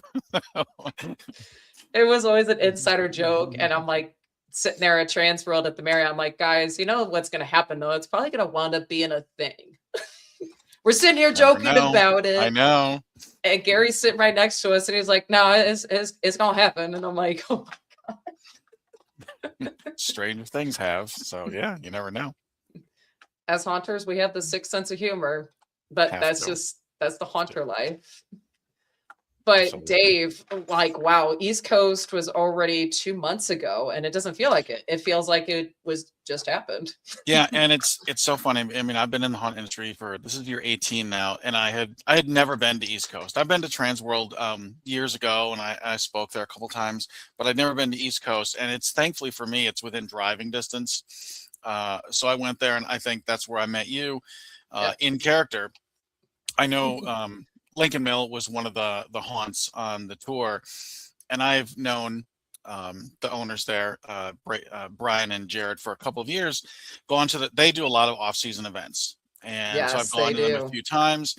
And I went to their St. Patrick's Day event, and I was talking with them afterwards. I said, "Hey, I know East Coast is coming up. You guys are on the tour. Can I guest haunt with you guys?" And they were like, "Oh my God, absolutely!" And filled out all the paperwork and showed up on the day. And because I have my own character and costume, but then they did my makeup the way that fit their theme and how they wanted it, and it was perfect. And I had such a great time. As you remember, it was hot out. I think it was like 75, 80 degrees at least in the yard there. So yeah, it was a great time, and I loved it. And then being able to go to East Coast and wander around. One of the things that I really like about the non-trans world shows is I can bring my daughter. My Yeah. daughter is 8, and can't bring kids to St. Louis, and she's been involved in haunting since she was in the womb. I mean, my wife is a scare actor as well, and that's how we met. And I literally have pictures of, like, I don't know if you know Lou, Father Evil, like blessing my wife's belly, Yes. or walking through a haunt while my wife was pregnant, or with the baby strapped in the carrier. So our daughter Reagan has been involved in this since conception, essentially. And so being able to bring her to the shows, I was actually at Midwest as well too, and she came with me, and she has the best time at the show. So I'm so glad that that kids are allowed to go to those. Yes. And God, like Danny and I were talking, like these kids go so out. A lot of them have their own Instagram page or TikTok, and they just want to run around and show off their character. And we were talking about more haunts or being more cautious, like actually making smaller costumes and masks and prosthetics for either not only just the smaller figured people, but also for children to wear. And it's amazing how far the evolution has come in the haunt industry, that more and more of the artists, from the costume makers, mask makers, makeup artists, they're putting in the ideas for everyone, that there's no one's excluded. Everybody has an involvement and has a place in the industry, no matter what age or size you are. And I love that. Correct. Yeah, even if the child can't work at a professional haunt, for example, being able to buy professional costumes or masks that would fit them, so you're not just going to Spirit Halloween or something like that, is great. I hope that trend continues, that it's more variety of sizes, whether it's kids or whatever the size is. I agree with you. Oh yeah, and like, yeah, kids can't work at any professional haunt, at least not with the child labor laws. Granted, there are volunteer opportunities, and of course, most haunt owners will have their kids dress up and they run around the queue lines and stuff. But for kids, they don't care about that part. No. They just want to wear that costume and run around. And a lot of times, those kids don't really care if they have an audience or not. They just want to wear that costume and mask and run around, and the getting to show it off and people's attention. That's just icing on the cake for them. Oh, 100% for sure. They're not like us that are sitting there like, oh my God, this has to be perfect. Oh, my acting has to be on point. I cannot break character. I got to be this and that. Kids don't care about that. What's my character's name and my backstory, Yeah. and do I, have enough water in my backpack and that sort of thing. No, you're right. The logistical things, they have it much easier than those of us who do this, 20, 30 days at least a season for how many hours a night.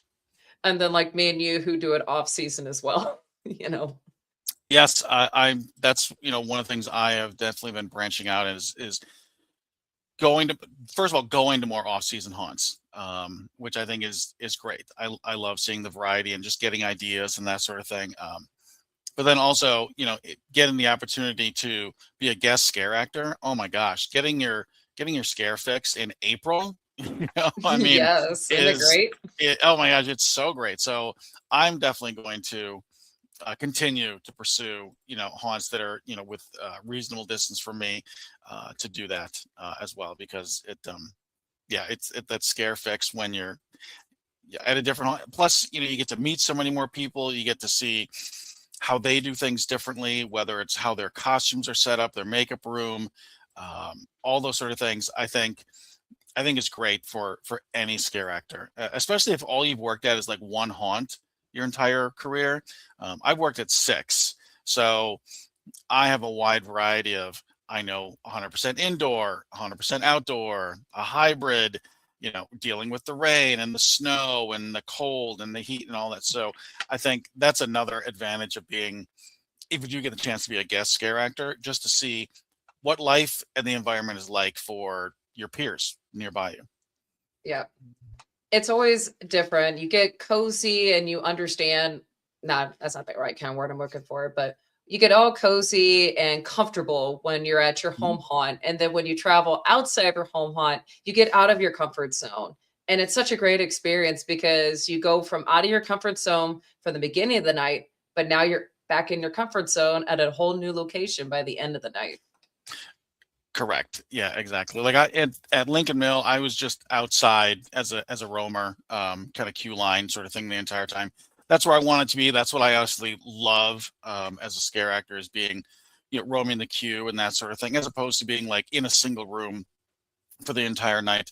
But you're right. Had they asked me to do that, then yes, now I have to learn the doors and how to get to the bathroom and the, all the ins and outs, in less than, a couple of hours, to figure that out. So I'm glad that I stayed outside. I didn't have to worry about getting lost, and literally got to see everyone, because everyone has to come through the queue line. So that was definitely a lot of fun. Yeah, honestly, you fit right in with the crowd, with everyone there, with all the staff and everything. I actually did not know you were a guest actor till later on before we left. Oh, thank you. I was like, well, wait a minute, he's not full time with Lincolnville. And I had to think, I was like, wait a minute, I know everybody that works here. No, Dave is not one of the originals unless he's brand new. And then that's when you told me at the show, you're like, oh no, I was actually guest acting. I'm like, but you fit in so well with the rest of the crew. That was great. Well, thank you. And I think one of the things that's really key about, and this is true at any haunt, to be honest, is the other actors. First of all, they all had character names. Some of them actually have name tags, because their scenario is they're a former textile factory, so all the workers had names. But they engaged with me in their character name, and I could literally say like, "Hey Phyllis, hey Dolores, hey Silas," and call them over, and maybe we're both picking on someone now. I think that's a skill that needs work. that it takes work to be able to do something like that, as also willingness from those actors to be like, oh my god, they don't know me from anyone, but yet they were so willing to just engage with me in character, call me by name, I call them by name, collaborate together, gang up on guests or whatever it was. I think that's something that clearly they have practice and have the skills at, and the willingness to do something like that. And it made it realistic. I mean, you didn't even know that that was not my home haunt. Yeah, that was finally seeing Lincoln Mill. So I've known Jared, Ryan, and also Carl, the actor manager, for so long. And every year it's like, I got to get up there during haunt season. But with Philly, we were up there for Terror Tours, which is a haunted house bus tour. But Lincoln at the time was still brand new, so it wasn't on the list. But this year, as soon as they announced what the Friday night tour was, I was ecstatic. I was so excited. And then, of course, I seen them guys at Trans World. So I immediately stopped them at the bar and I was like, hey, guys, I need you guys to come on. I'm going to do a part 1 and 2 of the East Coast Haunters for Into the Fear. And I want you guys on one of that episode, all 3 of you, and just talk everything of Lincoln Mill, because I've been wanting to see your haunt and I never get a chance. Finally, here's my chance. Let's do this. And it was so great because, again, I know most of the staff out there already because I see them every year at East Coast Haunters Convention. So going through it, they're like, that's Sammy, get her. And I'm like, I am everybody's victim right now. And I love it. Absolutely. So much fun. I originally was going to go through the Woods of Terror crew, but I wound up getting put with another group that's also from North Carolina. So they know me from Woods of Terror. They know I guest act there, but they never like got to hang out with me or nothing. And they were like, "Oh my God, Sammy, like, who do you not know?" And I'm like, I've been in the business for too long. It's crazy, but yeah, I'm so excited. I never got to go to this haunt before, but I know the guys from the convention and I've known the owners for years. So it was great to finally actually see it in action. And I was beyond impressed. And hearing the new big projects that they're going to work on, eventually expansion is in the talks, some new off-season events in the future. So very excited, very Yeah. proud of them, of Oh what my they've gosh, done yes, because I think within a short time. I think this is going to be year 5 Yeah, for them. very short So time yes, for them. and I heard you talking before. Like the states with the most haunts in them. I think it's literally Florida, California, Ohio, and then Pennsylvania. Really? I think yes, it's like if you look on Scare Factor, yeah, Pennsylvania for some reason is like I think it has like over 90, something like that. So to have that many haunts concentrated and to have a successful haunt right in downtown Manayunk, which is not a place Yes. that you would No. expect a haunted attraction at all, especially when you've got the prison right there and plenty of other large name haunts within driving distance. No, I'm Brian and Jared and then Carl. Yeah, definitely very proud of them, and they're so collaborative too. I think that's Yes. what's really is a draw to their particular haunt. They're willing to work with folks. Yes. And of course, the off season, honestly, they're Mm. one of the handfuls that do so many different off season Totally events. are. Who the heck does a Star Wars haunt? Right? You know, Nobody. They Nobody. did. Yeah, they did. And it worked out perfectly. So, like, not only, yes, did they have great makeup, great costumes, great concept with the lightsaber chainsaws, but just it fit. They made it fit. It wasn't like it felt like it didn't belong. It's Yeah, it like, no, wasn't like shoehorned in there. yeah, no, they made it work out. And yeah, nobody else does a Star Wars haunt. And that's what I love about it. Everybody does Christmas, everybody does Valentine's. And then there's a handful that do Easter and St. Patty's. And now 4th of July is becoming a big one. So, and then of course, Blackout, Glow Night's becoming another big one where your haunt is decked out to be like a rave. But yeah, or the extreme nights where it's like, we normally don't touch customers, but on this particular night, oh, it's all hands on. Right. Or the extreme where they, throw blood and you got to wear a white t-shirt and they Right. throw blood, guts, and all kinds of gooey stuff at you. Those are great. But Star Wars, who would have thought of that? I know. That's Yeah, they're not going to insane. do it. They didn't do it this past year, but yeah, like you said, I know they've got a bunch of other plans, and yeah, they do.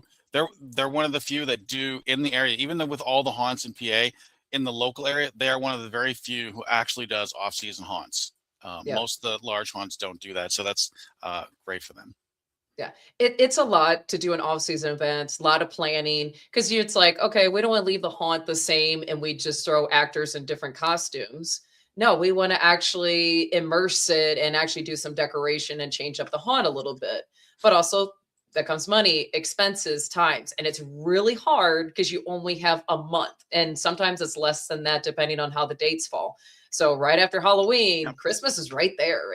And you're only open for what, a day or two at most. Yeah. For an off-season event. The haunt I work at and manage now is Hallow Spire, and we're in South Jersey.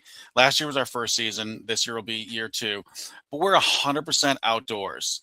And so for us right now, anyway, an off-season event just isn't logistically possible. Most of the off-season haunts I see they're mostly all indoors. Yeah. Because it's just so much easier to redecorate and control the lighting and that sort of thing. If you are an outdoor trail 100% off season, I think is an extreme challenge because we have to take most of our stuff down. And so putting it all back up just for a weekend would be a real challenge. But who knows? But like I said, we're so early on in our startup here, so we'll see. Yeah. It was like us with Why Darkness always did the off-season events. Everybody said, why doesn't Creepy do an off-season event? Creepy World is 5 acres of mostly outside. It is a beast to tackle just for season alone. It takes over 6 months for us to put everything back inside, set everything out, set it all up and ready. And not only that, you got renovations on top of that. So for us to do an off-season event, it's extremely hard. Yeah. And another reason why it's not always open for Transworld either. It's like it's not really getting to Creepy World because Creepy World is just off of 55, less than 30 minutes from downtown. I'm like, it's getting that beast tackled for Transworld. And Transworld, we still have snow and ice here in St. Louis around that time. So it's like, it's better just to put it in the all-inclusive indoor haunt. Yeah, But I'm yeah, from Wisconsin originally, so I mean, we you joke know we have the winters. You we know have the two seasons, winters. July and winter. So you know, I Yep. totally I understand the weather factor 100%. We've talked about that with the further norther up you go, it can snow on Halloween, the further up north you are. Like not last year, but the year before, Chicago literally got a snowstorm on Halloween. I remember Hell's Gate was taking pictures, and all their actors decided to show up in their Christmas costumes on Halloween because of the snow. And the haunt still opened because the snow wasn't thick, but it was enough where it's like there's snow everywhere. And I'm like, that was awesome. My second year working at what's now Halloween Nights, but was Terror Behind the Walls. Yes. In 2010, it snowed in Philadelphia, and the haunt was still open, and it was amazing. They did our makeup. They used I think it was like the salt you throw on the ground, but it was like super large crystals, and so it literally looked like we were Epsom frozen. salt. Yeah, it was great, and I mean, it was still there are so many elements of that location that are outdoors, but yet then there's some that are 100% indoor. So I was in the outdoor section, and yeah, that was cold, Yeah. but it was still fun. I'd never haunted literally in snowdrifts before, but it was great. It is so fun. Yeah, Epsom salt is what I use for my crystalline if I'm going to do some like ice crystals for makeup and stuff. And that stuff works great and it's safe for my skin too, because my skin's very Yes. sensitive. Yeah. So the Epsom salt, my skin doesn't get irritated or nothing. But even ground salt can work. The ground salt I use though is blue, so it's not really the color I want. I want that beautiful white reflective ice color. But if you have a character that has that blue tone, that would actually work a lot better. Right. Exactly. Yeah. But yeah, Terror Behind the Wall, that's another nostalgia, even though it hasn't been that long since it is no longer with us. But Terror Behind the Wall, I have heard the stories and I'm like, I want to go back in time. Same with House of Shock. My 2 haunts I never got to see because I didn't start traveling until after they've already sold or shut down. I'm like, oh, wow. Yeah, it was like I said, that was 2009 was and 1010. I worked there for 2 years. And that was my first haunt I had ever worked at that I auditioned for, and such a great learning experience. And working at essentially a world-renowned haunt in the area. Yeah, I definitely learned a lot from that. And then just moved to different haunts depending on where in the country I lived at the time. So I feel really fortunate having worked at a number of different haunts and seen the variety of what's possible and what haunts offer. Yeah, so many. We were talking about it's sad when one haunt shuts down because then that's one less haunt in the world. But the beautiful thing about it is there's still always another haunt that's going to go open up somewhere else. Like we have a new one, another Field of Screams. No, it's not it's not Jim and his Really? brother. It's a different Field of Screams. But there's one opening up in Branson. So we're like, well, when one haunt shuts down, another one opens somewhere. Not in the same area, but somewhere in the world. So yeah, because there's one in Pennsylvania. There's one in Montana, I think, for Field of Screams, and then there's 2 in Missouri, by the way. There's one in Nixa, wow. another one in Branson that are owned by the same owners. But it's not Jim and them, the original Field of Scream owners. Right. They're in PA. And they had the paperwork to prove it. So I had Jim on my show and I was like, he's got the paperwork to prove it. So he's the OG. Exactly. Yeah. But yeah, Field of Screams, all the little chainsaw, little Easter eggs all over the place. I'm like, I'm going to need whoever made all this come over to my house. I'm borrowing your man for a while. He's got to put little hidden chainsaws in my house. That's awesome. Love that. But yeah, so Dave, so God, you've been around the industry for pretty much as long as I have. I'll be celebrating 20 years officially next year. And yeah, it's crazy within just the 2 year, the 2 decade period of how much everything has evolved just within that period of time. Yeah, 100%. Like when I started, there was, and this is one of the reasons I also started, fearschool.com, is when I would join a haunt, training was literally welcome to orientation, scare forward, don't touch the guests. Here's the bathroom. Here's where you park. Don't say boo or get out, and go. And that was it. I mean, Literally. there was no let's develop a character name. Let's show you some scare techniques, and coming from behind or anything. Staying out of guest reach. There was just, and this was not limited to a single haunt. This seemed to be like industry wide almost. And so one of the things I am pleased to see is not only haunts who have me come train their actors and their managers, because managers too often get forgotten about. But I am seeing more and more haunts. What if they do their own internal training? Great. At least they're doing something. And it's not just show up for half an hour for the orientation and now go scare people.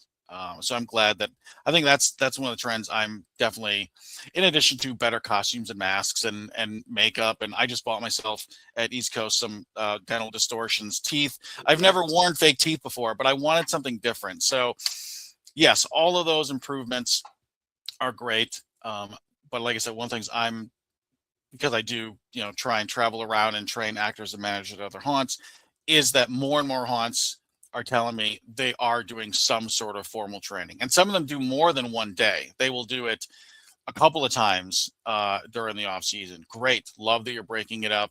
I'm curious what your thoughts on that are. Do you see that trend? Have you experienced that trend? Yes. So right there, you brought back the nostalgia that I didn't want to be brought back. The whole of scare forward, which is true. You don't want conga lines, but the whole don't say boo. Da, da, da, da. And it's like, that was so jammed into me back when I was just an actor. And then when I started working my way up in the ranks, I said, no, we need actual real formal training. And reason for that is because of my law enforcement background. I was seeing too many dangers because I'm in officer mode. And then the next I'm in actor manager mode. And it was so much back and forth. It was a good balance towards the end, but I was seeing where actors were doing dangerous things that they shouldn't be doing. I was seeing so many mistakes being done. Actors not really getting trained properly. Some people it comes natural for them. Others kind of struggle. The big thing for me is I would find out that I can go ahead and hire all these theater background kids they might be great at acting, like Broadway superstar, but they don't fit in the haunt environment. Their acting skills that they learned on stage, even if they worked on film as well, it does not help them in the haunted house setting. Then you have the ones that have no experience whatsoever and they just kill it. It becomes natural for them. Yeah, so finding that balance in their training is something that I had to push myself, in which I'm glad that you finally, someone like you who definitely started out with the Fear School. And not only that, you're focusing on the management side of training, because there's so many managers that are just put into the position just because they got years and experience, but they have no formal training or guidelines themselves. They're just winging it, or they're just doing what the last person did. correct. And they're trying to make it their own. But at the same time, there's no real guidance. There's no book for them. There's no real training for them. Same with the security side of things. Yeah, search for scare actor manager training, and I challenge you to find anything online. So one of the things I'm going to be working on this year is I've got a whole idea list of just short 3 to 4 minute videos that I'm going to put on. And my YouTube channel is actually fearschool.com. So searching for it on YouTube. I'm going to do a whole bunch of manager training videos, because I can't get to every haunt and do manager training there. But I'm like, I just want to impart something to these managers, because you're right. What often happens is you've been an actor for, let's say, 4 or 5 years at a haunt. What promotion opportunity? I mean, we aren't a typical corporate job, but where can you go? What can you advance? Sure, maybe you could be a different character. When I started off as a haunt manager, I think I was at the haunt that I worked at the time for a year. But like, it's funny you mentioned, I did a ton of theater. I've done a ton of TV and film and all that sort of stuff. And if you Google me, you'll find my IMDb with all the nonsense I've done. But I literally asked the owner, I said, can I do auditions and manage the actors? And he was tired of doing it. And he's like, yes, it's all yours. Do what you want. You want to audition them a certain way, whatever. So thankfully it actually worked out well for me, but I didn't really have guidance or what do I do as a manager or how do I properly coach actors. And I did some things wrong. I'm happy to talk about it in a little bit, but yeah, I didn't do everything right. So that's why I am big on, we need to help our actor managers, because there isn't a handbook. There isn't, here's how you coach someone and here's how you deal with haunt drama and here's how, a lot of times they're just winging it. And if they don't have a mentor or someone to look to, things can go south really quickly. Very quickly. And that is something like, I am so glad that finally someone came out. When you first sent me that, hey, I started this, it's called Fear School, and you sent me all the credentials, and I was like, finally someone did it, because I was thinking about doing it, but I never knew where to get started or how I'm going to do it. Plus I do work a full-time job on top of this. So it's like, Same. How am I going to get the time? How am I going to figure this out? Blah, blah. And I'm so glad, Dave, finally someone came out and is willing to do this, because this will benefit so many haunts, from home haunts to the just getting started, to the big boys, to the legends, etc. All of them mixed in there together. And not only that, theme parks can also benefit from this, because they kind of have the same problem when it comes to their haunted houses for their off season. They just they're like, well, sometimes they're more well organized and planned, and then some aren't. So it definitely depends. But well, when I started this, I literally reached out to all the other actor trainers who have consulting businesses like mine. And we've been on webinars together and talked about our agendas and that sort of thing. So I have collaborated with all the other names, and there's only like maybe 5 other actor trainers who travel around the country and do this similar thing to me. So there's not that many, but I've gotten to know and collaborated with all of them, because I think that's something. And here's the thing that's cool is we don't always agree. Like Sammy Days, Jonathan in Florida, him and I have been on I know them podcasts. guys. Yeah, we've been on podcasts together, and he doesn't agree with, if you can't scare them, entertain them. For me, that's what I think you should do as an actor. If I can't scare you, I'm going to make fun of you so your friends laugh at you and everyone remembers. And on the car ride home, they're going to be teasing you because that scare actor made fun of you. He doesn't believe in that. And guess what? That's okay. He just has a different philosophy. So he's not going to train that in his class. I'm going to train that. And guess what? We can still be friends at the end of the day. Exactly. Yeah, that's what was always my thing too. If you can't scare them, entertain them, stay in character, don't break character. So you can go and be funny. You could still be that big, intimidated chainsaw butcher guy, but you're not going to scare every single person. There's so many people, including me. I'm the one that goes through with a big fat smile on my face, because I'm what they call despooked. Nothing in the haunt environment scares me anymore. I've been around it for too long. So you're not going to scare me, but I'm going to be entertained either way. That's not every customer. There's customers that you cannot scare no matter how hard you try, no matter you put all the goods, you put your 110% into this. So now you got to think, what can I do? Okay, well, you can act silly and funny, but still be your character.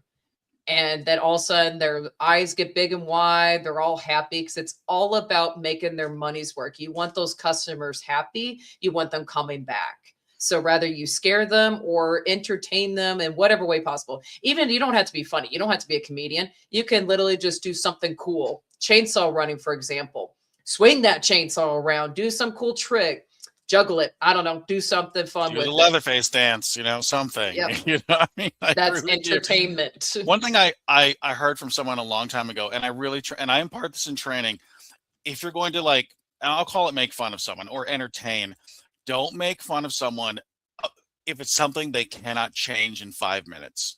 In other Yeah. words, their weight, their gender. Yeah. That is not something that you need to make fun of. Now, what they're wearing, sure. Their Absolutely. height, maybe.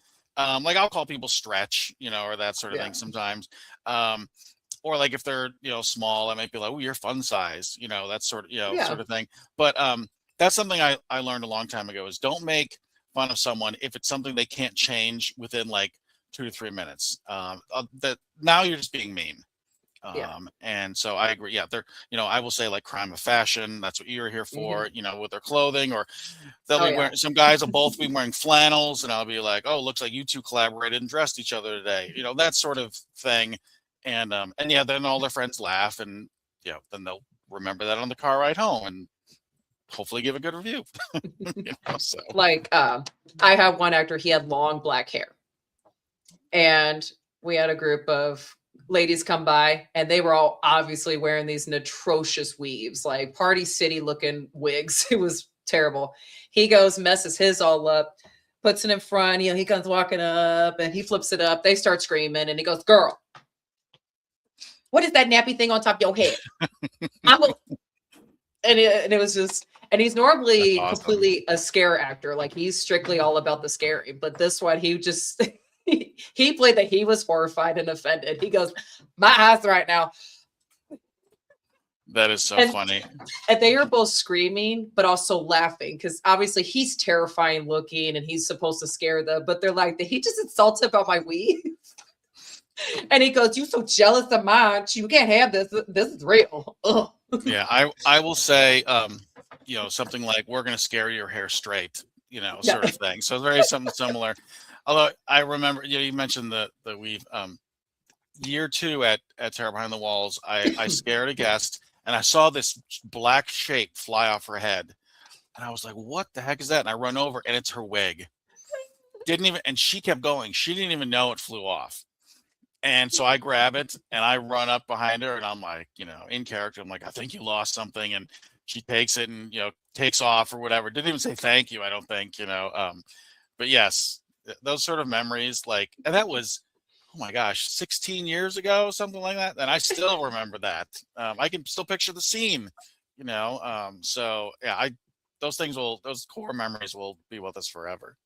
Those are trophies within the haunt industry when you find pieces of weave or the entire wig itself. I see haunts that will put them, like staple them on the wall as like trophies of like random objects customers lose and find, Oh you my know, gosh, whatever. I had at the haunt I managed in South Philly at Fright Factory. In fact, I've still got pictures somewhere. We had the Fright Factory jewelry collection, and it was literally, it was, I would stick it into the wall. I had hoops and diamond studs and Yeah. driver's licenses. I mean, it was literally probably a few $100s worth of mostly earrings. And yes, so especially if you're an indoor haunt, much easier to find that sort of stuff. So yes, that was like the trophy collection of everything that guests would lose. Obviously, if it's a cell phone, we'll try and get it back to them. Yeah. Um, Anything of high value, wallets, cell phones. I found countless wedding rings. I don't know how people are losing their wedding bands. Obviously, no one's getting their ring size correctly, but I would find rings, and a lot of them I'm like, this is either engagement ring or a wedding ring. This looks real, and I would find them in the gravel. During the off season, when we would go through, clean up nails, any other sharp objects. So we're going through with our little magnet, and I would see something shine, and I'd be like, "What's this?" And I'm like, "Oh, well, it's not actual real metal because it's not magnetized. So that's oh definitely yeah, real yeah. gold or silver or whatever." And then I would have to post on Facebook, like, "Hey, by the way, we found this wedding ring, you know, or this ring in general. If this is somebody's, you know, please message us privately and we'll meet up and get this back to you." Because we're like, that's definitely something of value. Oh yeah, for sure. Well, it's funny you mentioned cell phones. One thing I have done for a while now, and for any scare actor or manager who's watching this, please make sure this is okay at your own haunt. If you find a cell phone and it's ringing, please answer it in character. Yeah. please answer it Yes. in character, because most of the time it's mom. I Yeah. have found a bunch, and it's mom. That's the caller ID that shows up right there, and answer it in character. Freak them out for a couple minutes. Most of the time they'll laugh because they kind of know what's happening. They hopefully know where their children are, who are probably adults, and then get it back. Give it to security or whatever your procedure is. But the other thing I learned from someone is, if you find a cell phone and it's not ringing and it's locked and you're trying to figure out what to do, I know this will work on iPhones. If you engage Siri, just tell it, call mom. Everyone has Yeah. mom in their phone, and it will work, and it will then call them, and then you can try and get the phone back to Yeah. whoever. But yes, if you find a ringing phone, please answer it in character and then get it back to Yes. whoever owns it. We They would will take remember that selfies. forever. They will remember that forever, and it's pretty harmless, and it's a great thing. So yes, I 100% encourage my actors to do that. Yeah, selfies and videos. Or one time someone had their whole TikTok open and we recorded a video on their TikTok. Oh, That's amazing. that was quite a few phones that we find. If they were open, a lot of times we find the phone and we don't know the password. But the times that they didn't have it or it was still wide open, oh yeah, we go to camera, we take all kinds of goofy selfies. Love that. We would do, stupid TikTok videos. Like I said, the one guy that left his TikTok open, I was like, think of like the top 5 TikTok trends right now. We set the phone down and we did all the goofy TikTok, trend dances and stuff like that. We did the Fortnite symbol. That's so great. I'm going to try that next time. I haven't. Yeah, I've just answered it, but next time maybe I'll have some actors take some pictures too. I love that idea. Oh yeah. If the phone started ringing, we would answer and say, yeah, so-and-so lost their phone. It's up here at the ticket booth or the office waiting for them. If you can find another way to get a hold of them, or if you can come up here yourself and get it from us, great. But yeah, no, we would always take tons of photos, videos. The time the TikTok was open, that was great. It was like, they have no clue. And they're probably not going to know about it right away. Because as soon as we were done with the TikTok, we exit out of everything. So like, they're going to find out like when they get the phone back the next day. Watch their TikTok go viral. That would be amazing. I love those ideas. Yeah. Watch them get 100,000 followers in one night because of us. You're welcome. Make them thank you. Exactly. You're welcome. One of the things that, like I said, I love sharing my knowledge and imparting it to everyone. So I did this a couple months ago. I think I put it on Haunter's Toolbox. I made it look, it almost looked like an action figure, but I took a picture of myself because as a manager at my haunt, I am also in character. Not every haunt does that. Sometimes your management is in polo shirts and it has the haunt logo or it says staff on it. The haunts I've all managed and worked at, I am also a character. But one of the things well, not one of the things. In fact, I brought some props to show you here on your show is all the things I carry for safety as a manager. So would you mind if I showed you what some of those things are? Is that all right? Yes, absolutely. So these are some of the things that I carry. Safety pins for quick costume repair. Yes. Alcohol wipes. Chapstick. Now this is the chapstick, you can squirt out. Hydrocortisone cream, depending on your environment, hand warmers, flashlight, and then I just bought these and I labeled them. I have Motrin and Tylenol, Pepto and Benadryl, hair ties and Band-Aids, and then I carry them all. Oh, and then my radio with my earpiece, and I carry them all in this pouch that's on my character. And then the last thing I started carrying is an albuterol inhaler.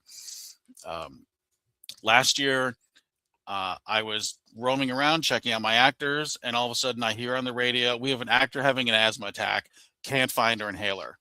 Oh no. And thankfully, one of my other actors, not close by, had a brand new asthma inhaler with him, willing to give it up. I'm literally running to his spot, running back, administer the albuterol to this actor. Turns out she was in our corn maze, didn't know she was allergic to the corn and the dust. So it wasn't like it was her fault necessarily, but gave her the albuterol and she was thankfully fine. And obviously we moved her spot after that. But ever since then, in addition to all the other stuff I showed you, that is one thing I carry because it literally saved her life. Yeah.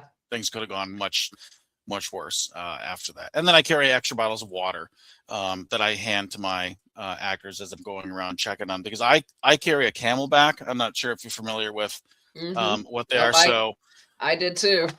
because those are lifesavers. As a roaming manager, I don't have a spot to put my water bottle down. So I carry my water, and it's just this, blue plastic straw that no one even notices. And I drink my water right from there throughout the entire night.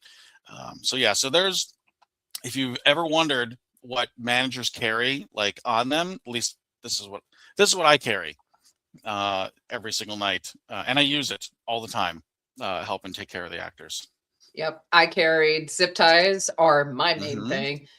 Yep. Safety pins, duct tape or Gorilla tape, or sometimes electrical tape, because I'd also come through and help out the maintenance guys at night too. If I see something sticking out, I would cover it up with the electrical tape if needed. Obviously, yes, water. So I always made sure each section of the haunt had at least 2 of the big Gatorade jugs. So the big giant ones you have for players. We had those all set up throughout the haunt. I think we had 20 of them all together. Creepy World and Darkness had 12 all set up within front of the section to the end of the section or towards the middle, depending how the maze is laid out. That means everyone has access to water. A section lead's main job was that to make sure that their actors that they are in charge of have water every night. Obviously, me as a manager, while I'm walking through the night, I'm making sure everybody's got water. If anybody needs any snacks, I can let you have a 5-minute break to go get a snack. But all of our actors are really good about keeping snacks in their scene and stuff. And it's usually just granola bars, candy bars, or just some they can munch real quick and then still not take any time away from scaring customers. Although some of my actors would use that as their prop. They're sitting there munching down a candy bar in the corner, and they'll start hissing at the customers like, it's mine. Or they'll dangle it in their face and they go, ha, you can't have it. Good for them. Yeah, if they get like caught taking a snack break or something, yes, please recover it that way. I love if they do something like that, 100%. I had one actor. So it was a group of his friends he was still in high school. So it was a group of his friends from school. He was in the prison section, and his character was the prison bitch. He's got the really crappy like lipstick all over his face, and then like this blue eyeshadow that he put on with a crayon, like he did it prison style. And then he's got this atrocious looking wig. He's got his shirt all tied up, but he's obviously a guy, but he's all got it all tanked up, and he's walking around. He goes in our one area where it kind of does look like a shower. The fog machine comes down from the ceiling. So he goes in there and he's pretending to shower. His friends come through. He takes his water and gets himself drenched wet. And he's in there, and he's even got a bar of soap, and it's on a rope. I mean, he went full out. He's in there. He's singing. He sees his buddies. He goes and he hugs them, and he's soaking wet, by the way. So he's all like, oh, look at you, baby. Oh, look at you, all sweet. These poor customers come out. They're covered in that really crappy lipstick that he had. It's all over their face. They're soaking wet. And then later he's like, Sammy, I need more water. Why? I used like half the jug. Well, he's drenched. And I'm like, so that's not sweat. You're covered in your own water. Yeah, exactly. He's like, so funny. I did bad, but it was worth it. Those were my friends. And of course, when I seen them, I'm like, oh my God. Yeah, right. You could tell who his friends were. Yeah. I was so happy they were his friends, because I'm like, I really hope those aren't regular customers. Like, yeah, because I would imagine they're not friends. normally allowed to touch guests, sort of thing. So yeah, not like that. Yeah. Not like that. Back in the old days, we could do like little touches. So for me, I would rip ball caps off. If you had a ball cap on, I would flip it off. Yeah, just go. So I don't actually touch you, but I would just flip the ball cap off, or I would actually snatch it from above. So if I was up in the rafters or up on a platform, I would snatch your hat off, or I would grab the back of your hoodie and flip it over your head, or flip it down. I'd be like, no hoodies. You got to show your face in here. Yeah, and I think stuff like that's innocent enough is fine. Like, as a roamer, like I get asked all the time, because I'll end up in our midway or our queue line area. People want to take pictures, and that's fine. And I'll do things like put my hand on their head, or because I wear these black, like electrician looking gloves. I'll put it like close to their throat, sort of thing. So I think, or like if someone has a ponytail, I'll grab it and hold it up. So yeah, I 100% support, things like that you can tell they know they're posing for a picture, or like you said, like snatching Oh their yeah. hat off and sort of thing. I wouldn't let a first year actor probably do that. No. But someone with some experience who knows the limits for something like that, yeah, I would be okay with something like that. I was very picky with my first years, and I would feel so bad because they're so ambitious. They want to learn and they want to grow and they want to continue to do this. And they're like, well, why does so and so? I'm like, so and so's been here for 5+ years. For me, I had to label actors. I said, your first year, you're a newbie, fresh me, first year, whatever. When you're second, 3, and 4, you're a seasoned actor because you've done more than one season. But once you were 5+, you're a veteran. So obviously veterans get a lot more privilege, a lot more layaway because they know their limits, they know the job, they know the environment like the back of their hand, and they've earned their place and spot. Because I would have first year actors saying, can I be a section lead next year? And I'd be like, no, Yeah. no. Show me you can take care of other people. Yeah. And they just want the title and they don't understand. I'm like, you are responsible for all the people in your group. You can go from having just 5 actors in your group to almost 20 alone. So can I trust you to take care of them for me? Because I can't always be there. I got to take care of everybody else. I take care of the section leads. My job is to take care of them because it's a chain of command. So it goes from actors to the section leads to the managers, and then up to the general managers. So everybody within the chain link's got to take care of one another. Now, granted, I see an actor who just can't find their section lead because they don't want to leave their scene or they just don't know. Obviously, I'm going to be there to take care of them, but it is the section lead's job and responsibility, and I don't want to step on their toes. That's their people. That's their position to do so. Yeah, I think what you hit on right there is, and this is something I'm gonna touch on in my videos, and I do this in manager training as well, is the title of manager or lead or zone man, whatever. And I know because there's no standardization amongst the haunt industry, it's no longer about you getting the scare. It is about you taking care of your people. And like because I am in costume and makeup, yes, do I get my scare fix along the way? 100%. But is 90% of my job running around delivering water and giving bandages and helping the actor who accidentally got gasoline in his eyes and escorting guests out who, just deliberately pushed my actor, or taking pictures with people, or, off season, having multiple calls and emails with the owner, about, auditions or whatever it is. There's so many other things that go into being a manager, and very little of it is about you being the center of attention any longer. And I think that's more actors, if that's what they are, need to hear that sort of message that, look, it is not about being in charge or having a title or a couple more dollars of pay. It is your focus is you better be willing to take care of these people at the expense of you being able to scare.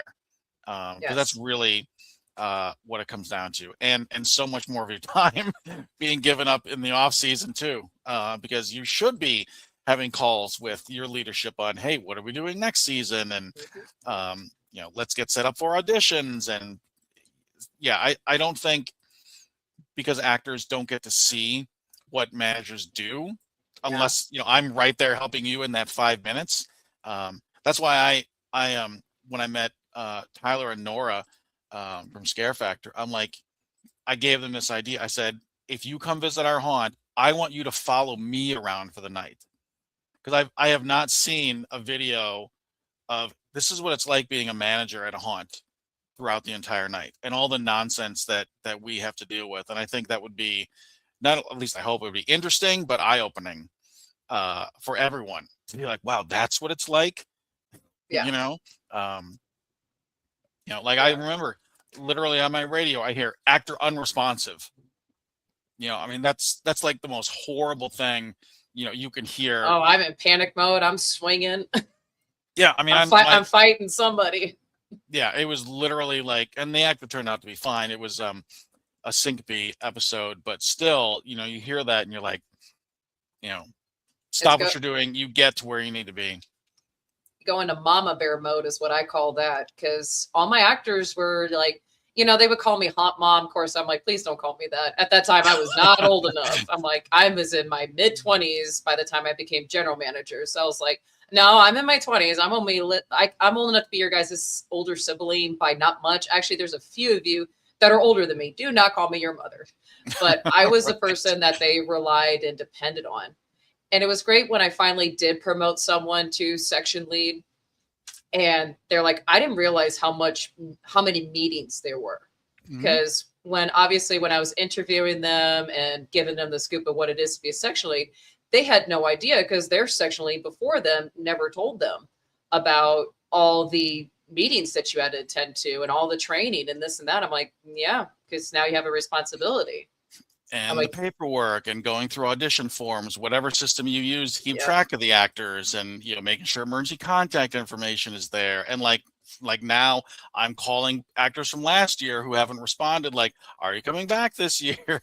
So all of the unfun stuff, the unsexy stuff, I think that's what I want to help bring to surface, is like, guess what? It is not just this title, and now I'm pointing around, bossing people around. That is not what it is. No, far from that. It was great when they would see that all these different meetings would happen. Sometimes you're at Creepy World. Sometimes you had to drive all the way out to Darkness because I got to work with the Darkness staff because we were all owned by the same owner. So I had to work with the Limp crew as well at the time.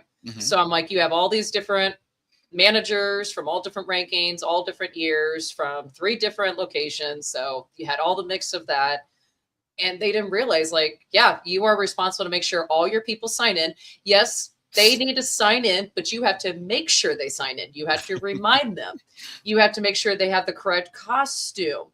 Yes, the costume manager does the signing in and out, but you still have to make sure that's the correct costume, because sometimes your actor can come up there and say, well, I want that costume, that iconic, cool looking costume, like the macabre costume. I want that really cool thing. That doesn't fit in your section. But actors are going to be sneaky and they're going to try that. And a lot of times they can surpass the costume manager if the costume manager doesn't know. So I was very particular of, hey, when your section gets called, the section lead is going to stand right there next to the costume manager and the sign out person to make sure all the correct costumes are going through the correct sections and people. And maybe there's a costume that's ripped that nobody knows about. Well, you discover it. Okay, well, go grab the backup costume for that scene while someone goes and fixes that costume, which usually was my responsibility. I'm like, how does nobody know how to sew out here? That used to drive me nuts. Yeah, that's a skill that needs to be, needs to be brought back. Like safety pins, that's as much as I could help you with. Sewing, yeah, that's something I'm going to hand off to someone with much more skill than that. One thing that I am also really passionate about is safety. With my actors and everything. And I don't know if you've seen this, but I'm running this safety survey right now. I've posted it in a whole bunch of Facebook groups, and I've actually gotten a lot of mostly positive support from it. I've gotten a few haters, which is fine. I mean, that's just how this industry is. I don't. I've addressed them. Because one of the things I've noticed, especially doing Fear School and being able to travel to haunts around the country, like if I asked you, or if I asked anyone who's been in the industry for more than a hot minute, how many actors are hit per year? We don't know. We don't know. I ain't doing that math. I couldn't even tell you how many were hit per night. Correct. Because a lot of times it doesn't get reported. Yeah, that you might not even know it's your own haunt. Exactly. Like does serving alcohol at a haunt lead to more incidents? We don't know. So that's why I created this survey. I launched it a little over a week ago, and I've got I think I'm getting close to like 150 responses. Hell yeah. Mostly actors, but I allow people to put if they're an owner, costume, security. I really don't care what your role at a haunted attraction is. I want to hear from you. And I'm asking about last year for most of the questions, because I just like looking at reviews, looking back 10 years the industry has changed. So that's why I'm like, tell me what's happened to you last year. Did a guest push you? Did you get hurt? How did it happen? How often did it happen? So that is out there in, I think, like most of the popular, haunt Facebook groups, Haunters Toolbox, Haunters Hangout, that sort of thing. So it's pretty easy to find. So I would love, the more the better for people to take this. It's 100% anonymous. I don't ask anything other than like how long you've been in the industry and like how old, what your age range is. It's not about pointing out particular haunts, particular people, anything like that. It's just trying to collect the data. And so let me share some useful insights, because that's the next question people have been asking me is, Dave, what are you going to do with this? Well, what I'm going to do with it is come up with recommended action items that haunt leadership and actors and managers and everyone can implement before this next season. So, for example, one of the really interesting pieces of information, and I know you can understand and relate to this, the longer you've been in the industry, the less likely you are to report an incident. Now, 100. should that be the case? You could argue both ways. If you're a haunt owner and haunt manager, do you probably want to know that a guest pushed or punched your actor? Yeah, I would hope you would want to know that. So there's that interesting piece of information. The longer you've been in the industry, the less likely you are to say something about an incident. And conversely, another piece of data is the other reason actors especially are not reporting incidents is because in their experience, leadership doesn't do anything about it. Yep. And I think that is a shame, right there. I have plenty of examples from comments from people, and there's the ability to put comments saying, my haunt leadership not only takes care of the issues when I report them, but tells me what the result was. We threw that guest out. We talked to that guest and scolded them for verbally abusing you. Whatever the result is, they tell, and it doesn't have to be immediate. I mean, you could tell them the next day or at the pre-show briefing or end of night meeting, whatever, but they tell their people what happened, what they did to take care of them. And those responses from people are that obviously makes a difference. Those actors are saying, wow, I really appreciate knowing what happened. So that's something I'm running right now through the beginning of July. So I hope more people see this and take my survey, because it's got some really interesting insight right now. Yes, and I'll leave the link below, guys, in the comments on this video for you guys Thank to go you for check it that. out now. And I'll also have it on all the social media platforms after this video. Really appreciate that. But yes, again, I'm finally happy that someone is finally coming out and actually having the level, because I stress this out on this show alone when I talk about just experience as a manager for all the years that I did it, and as an actor when I was starting out, because that was the same thing. Like, I got hit all the time, but I'm a tough girl and it didn't phase me. And I'm like, even if they did it on purpose, it's not worth the trouble. Just, it's whatever. Screw them. When I had a chainsaw, though, no one fucked with me. So, because I had awesome. I had that machine to be in the middle. Because I did have that's some your people, buffer right there, 100%. Yeah, no one's gonna approach you. Yeah, No. with that. Yeah, especially when my chainsaw's half my length, because I run around with a big 50cc with a 30-inch blade. And I have a bike chain on it, but it looks like the real chain in the dark. So they're like, oh, she's got an actual chain on that. I ain't messing with her. But for the actors that don't have a prop to put in front of them, things happen. Because there is a difference between that's someone's reaction when they get scared, or they're just in a tight area, or was it actually deliberate? And 100%. are they actually all there in the head, or are they under the influence? And that's a big thing too. Alcohol, yes, because this is the money side. So business wise, it's great for owners because they make money and sales, and it's just good advertisement. But can it make it haunt a little bit unsafer? It definitely depends. So when you're hiring your bartenders and your security, that should be the biggest thing that they look out for. They need to watch the signs. And that's where the training for security definitely needs to be pushed a little bit further too, is security. Not all of them are law enforcement background or anything like that, because you can hire separate. You can have the actual law enforcement there on property as secondary, just ready to rock and roll if needed. But your actual private security that work directly for the haunt, they got to watch out for the signs. They got to be ready to go into action if needed, and just to watch out. And what you're saying right there is exactly why or one of the reasons why I did this, because I do ask, does your haunt serve alcohol or not? And right now, the data is showing serving alcohol does not increase the number of incidents at a haunt, which honestly surprised me. I thought for sure it was going to have a direct correlation. I would right say now, it decreases. But And the reason for that is because people aren't pre-gaming in their cars anymore, or going down to the bar and getting, shit-faced, or at their homes getting shit-faced.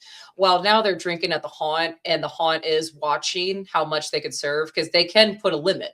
Even if you're someone that has a high tolerance, they could say, no, you already bought 2, like you're done. We only serve 2 per customer. Like, you can put your limit. And I know a lot of haunts that I work for are doing that, where they're putting the limit on how much alcohol they can sell per person. And they're getting stingy with their alcohol too. When you say, oh, can you put a shot in there? And they're not giving you a full shot. They're giving you like that. Right. Yeah. And you're spot on. It's not the fact that is alcohol served or not. It's the response to a guest who's under the influence or had too much. That, more than anything, makes all the difference as to whether or not there's going to be an incident. So serving alcohol, you're right, revenue generator, great. But right now the data is telling me it's not the cause of more incidents. How security and how the management responds to an intoxicated guest makes more difference than whether or not alcohol was served right now. Yeah, which I found fascinating. So yeah, but the other thing you mentioned too is the difference between this and this, and when it comes to guest reactions. And that's something that I train both actors and managers with Fear School as well, because there's a difference. Intent matters. I even have some videos on my YouTube channel of exactly those examples. A reaction scare, those guests will 99% of the time, oh my God, I'm so sorry I touched you. They know they shouldn't have touched the actor. And they'll most of the time say, oh my gosh, I'm so sorry, I didn't mean to, because they're genuinely afraid of being thrown out. It's the guest who wants to be the big tough one, wants to fight, raise the fist. Yeah, they're not like, I use this in my class, and I tell people, and I get lots of head nods. We're the only live entertainment where some guests come with the intent to make us fail. They're not there to have a good time. They're not there to genuinely get scared and laugh. They're there to fight and show how big and bad they are, or to just, insult the actors and that sort of thing. No other live entertainment, not improv, not theater, not Disney. We're the only one where there are some guests who come with the intent. That's their fun to make us fail, whether it's break character, whatever it is. And you need to literally tell your actors that and keep that top of mind. Now, not every guest, that's why I say some, but they need to be trained. What do I do when it's accidental reaction hit versus that guest got upset and deliberately pushed me back into the wall? Because there's a big difference there. Huge difference there. And yeah, first year actors are the ones who struggle with that the most, because they just don't know. And then with the seasoned actors, they can tell. A lot of times they could smell that a mile away. They're like, this not this group, but the group after that. Yeah, they some troublemakers. And it's funny when you see the new actors like look at them like, how do you don't even know what they look like. And it's like, you just know. You're just like, I just know. It's that sixth sense that you get as a haunter, because I can always tell just by looking at the line outside the queue line. I can tell who's going to be a troublemaker versus who are going to be my easy scares, and then who are going to be like in the middle where some things are going to scare them, some things aren't. That person's going to get scared by every animatronic. That person's only going to get scared by the actors. That one's going to get scared by the dumbest thing, like some random cat toy that my actor has on a bungee string. Like Or it's like that big guy right there. Yeah, he acting like he big bent up, but let me tell you, he gonna pee his pants by the end of this night. Watch me. And that's such a great point that I think gets overlooked. You've got to train your queue line people. You know, it's the person sitting on the stool, punching the ticket or scanning the phone or whatever it is. Because that's what we do at my haunt. They will literally radio me, Dave, I got a guest who like smells like weed big time. Now, does that always mean they're going to be a problem? No, it does not. Or I got a guest who's like literally already in line saying, I can't wait for the first actor to jump out, man. I'm going to, they're literally saying the violence that they want to do. Call me. I will come over. I will shadow them. I will walk by them the whole time. And they will know. I don't have to say a word. They'll know why I'm there. And guess what? It's like having mom and dad watching you over your shoulder. Now they're going to behave. And if that's what it took to keep the rest of my actors safe, fine. I will walk and shadow that guest the entire time. I am fine with that. But I think that's something that gets overlooked is your queue line people letting you know, hey, this might be a problem. Now, it might turn out you don't let them in at all. I mean, it depends on your judgment and your policies and that sort of thing. But yeah, I think that's something that needs more attention is the queue line and spotting the problems before they even get in the haunt. Yep. How we had it set up is in our parking lot. So obviously you have the parking lot staff that parks the cars. Well, right as they're heading up towards the ticket booth, I would have people out there, and they're our security team, and they're out there watching every person that comes in, and they're out there like bloodhounds, smelling everyone that walks by, and not literally smelling anybody, but if they smell like anyone that really reeks of alcohol or really smells of weed, it'd be like they would radio one of us and be like, hey, and then give them the description of what they're wearing, what they look like, how many's in the group. Go ahead and just keep an eye on them. And it was the radio channel that was for security. So how I did it was I had my radio channel for the section leads and management, anything had to do with the actors. Then I had the radio for my tractor drivers for the hayride. Then I had the radio traffic for the parking lot. Then security had its own radio traffic. So here's me every single second of the night, constantly changing my radio channel.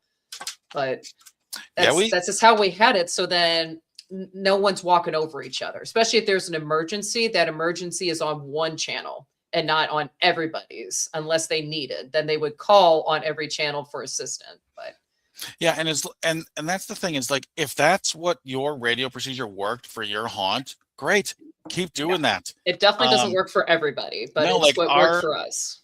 Because again, last year was year one for us. We did not start off the year with radios near every actor. After weekend one, and I fought for this, and our owners ponying up the money for it. There's not one actor per radio. There's one radio per spot. So the witch's house, the catacombs, whatever it is, I train all the actors, and it stays off. Here's how to turn it on. Here's how to talk on it. Push, pause. Like that. Now talk. And the method I train them in is I call it the 4 needs. Who needs something? Who do you need? What do you need? Where do you need it? So, we don't use code words. I know some haunts use like code red and code blue.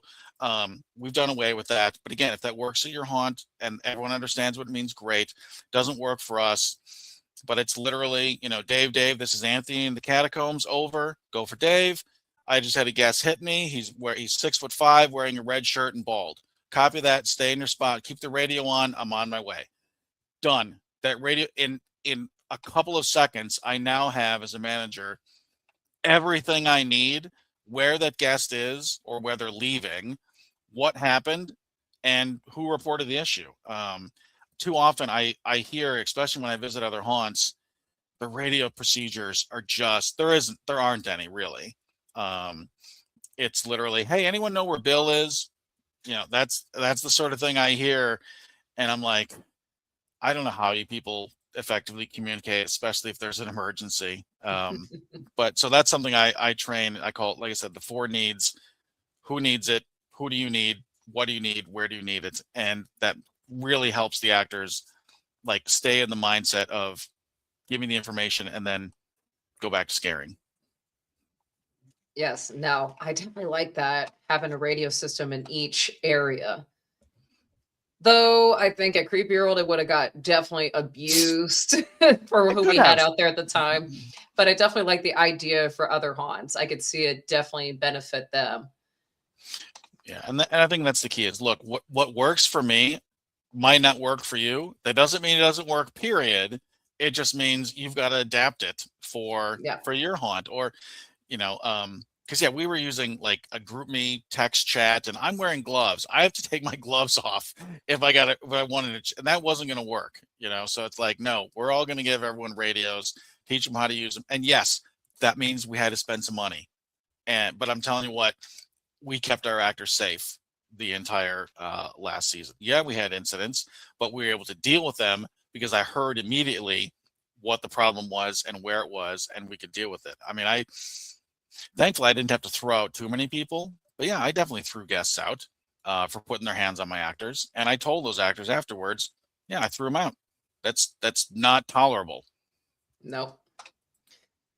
It does suck when you got to kick a customer out, but your actors come first. Actors and staff come first, you know, and usually it's let the owner deal with it. Once we kick them out, obviously they want their money back. That's why I sent them up the ticket booth to deal with the owner, because now it's out of my hands. I'm like, nope, they hit one of my actors directly on purpose, or they're heavily intoxicated. This is not a safe environment for them or any of my staff.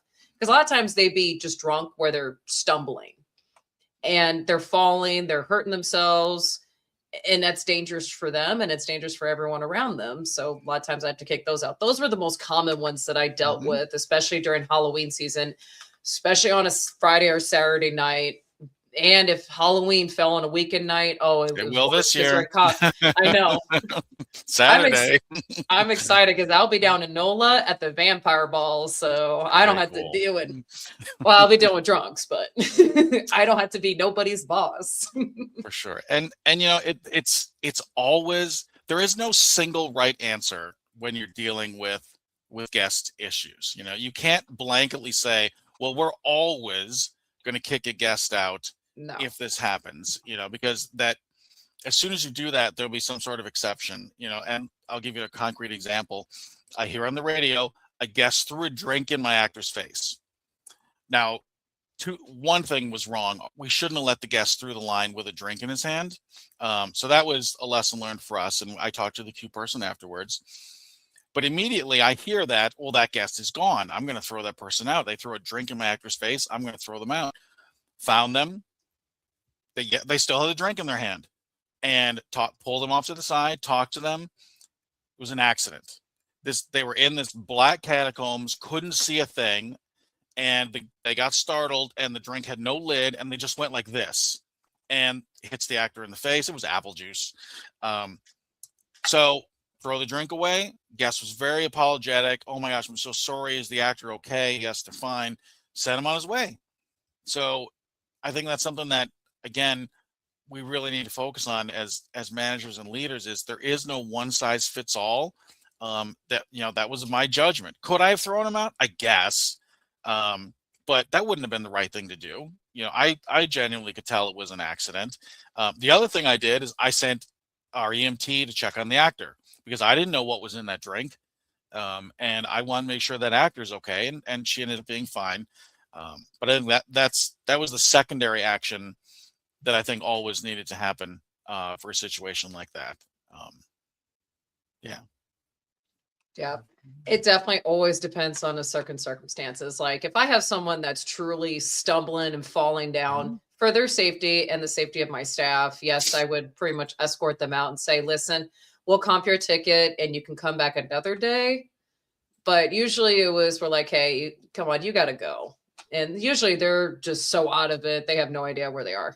There's times we were almost picking them up because they couldn't even walk anymore. And we escorted them out and made sure they had a safe ride, back home. Usually they were with a group of friends. So usually they all leave with them. But then I had the ones that delivery said, well, I'm going to punch an actor, or that actor, jumped out in front of me and scared me. Well, that's their job. Well, it pissed me off. That's your money's worth. Blah. And it's like, okay, then you need to go. Or we have one that was trying to come through. So here in the state of Missouri, it is an open carry state. Yes. No, you cannot come to our property with a loaded weapon. We don't even let pocket knives come through. And of course, out where we live in the countryside, everybody carries a pocket knife. That's just the way of life, whether they're going to use it or not. I always carry a pocket knife too. That's just natural. But we're like, in the haunt setting, you cannot, go take it out to your vehicle, please.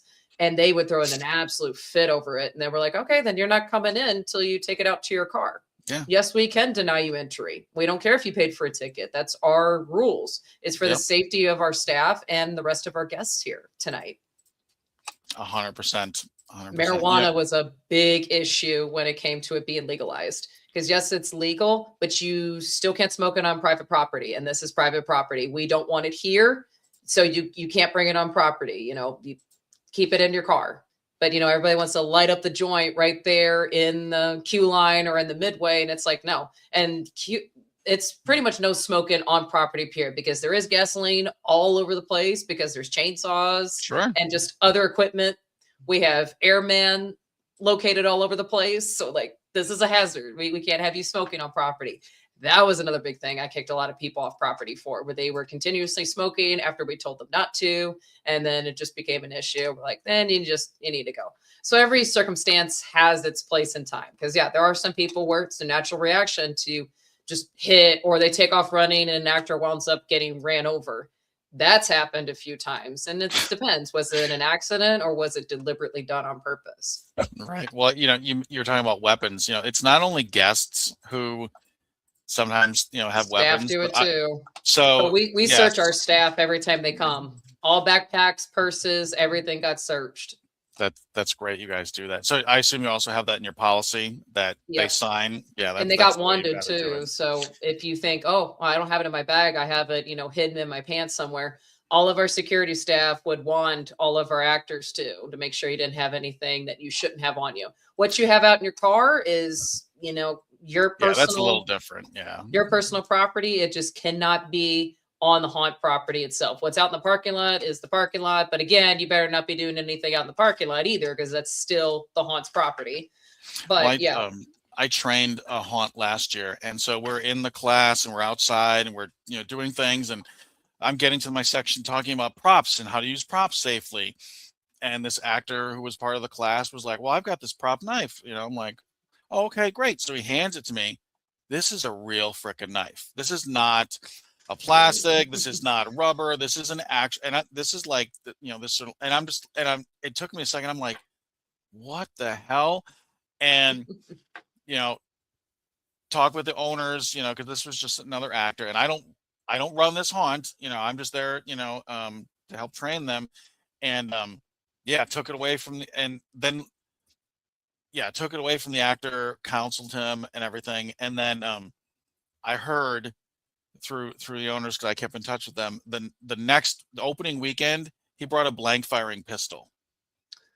And it's just like, I don't understand the mindset sometimes. I don't know if that actor stayed employed at that haunt or not. But it's just like,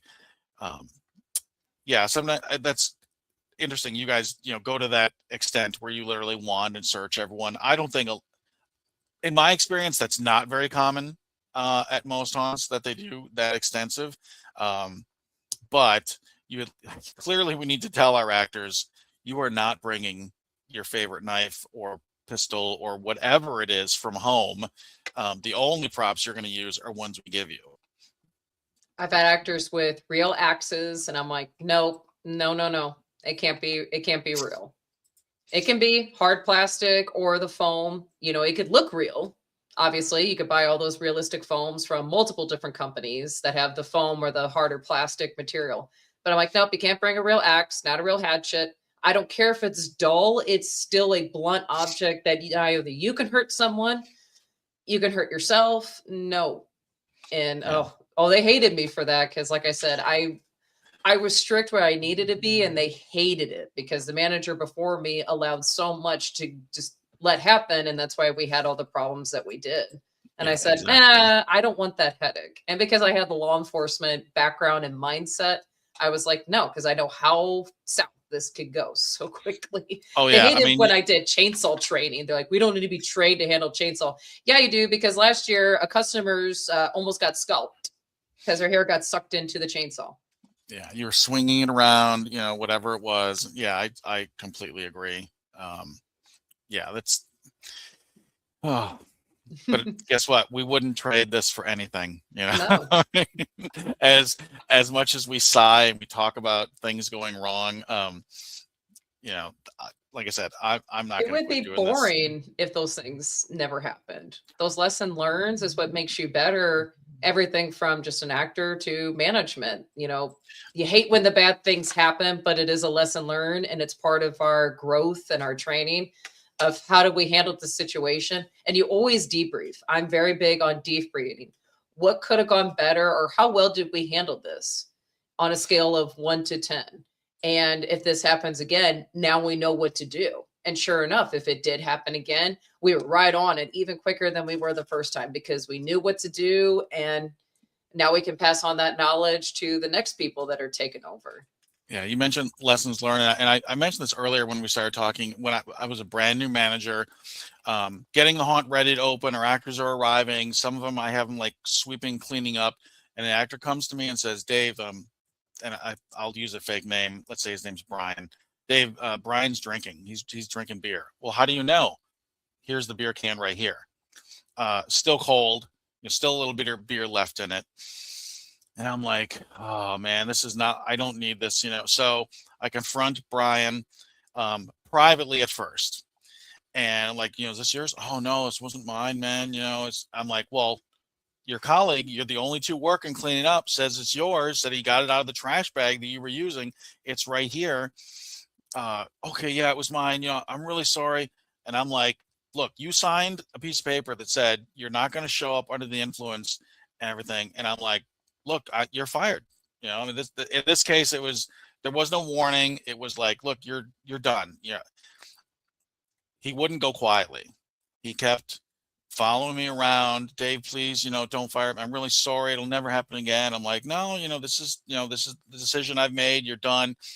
Finally, we're in the actor's green room, and he still will not let up. And I just lost it. I lost my cool. I screamed to him in front of everyone, you know, get the F out. You're fired. This is why. So everyone heard what the problem was. Who do you think the actors were mad at? They're gonna be mad at you because of 100%. how you reacted. 100% at me, because they don't see him doing the beforehand, the begging, the nagging, and knowing that he's under the influence. They don't know your side of the story. They're just gonna see what your reaction just became to be. Yeah, and again, I did it in front of everyone, and they were all mad at me, and I apologized the next day. Now, I did not rehire the actor, but I literally said, look, I am sorry. And that is why my mantra is now praise in public and correct in private. That is the way it is always. I mean, I had to fire 2 actors last year, one for sexual harassment on his first day. So that was a nipped in the bud, you know, right away. Thankfully, another one for giving an actor an edible. Yeah. You're bringing back some horror stories back in my days. So, but again, all of that was done in private. You know, that no other actors were around when I handled that. Owner was informed. So that is, like I said, I will never forget that lesson. And that was 14, 15 years ago.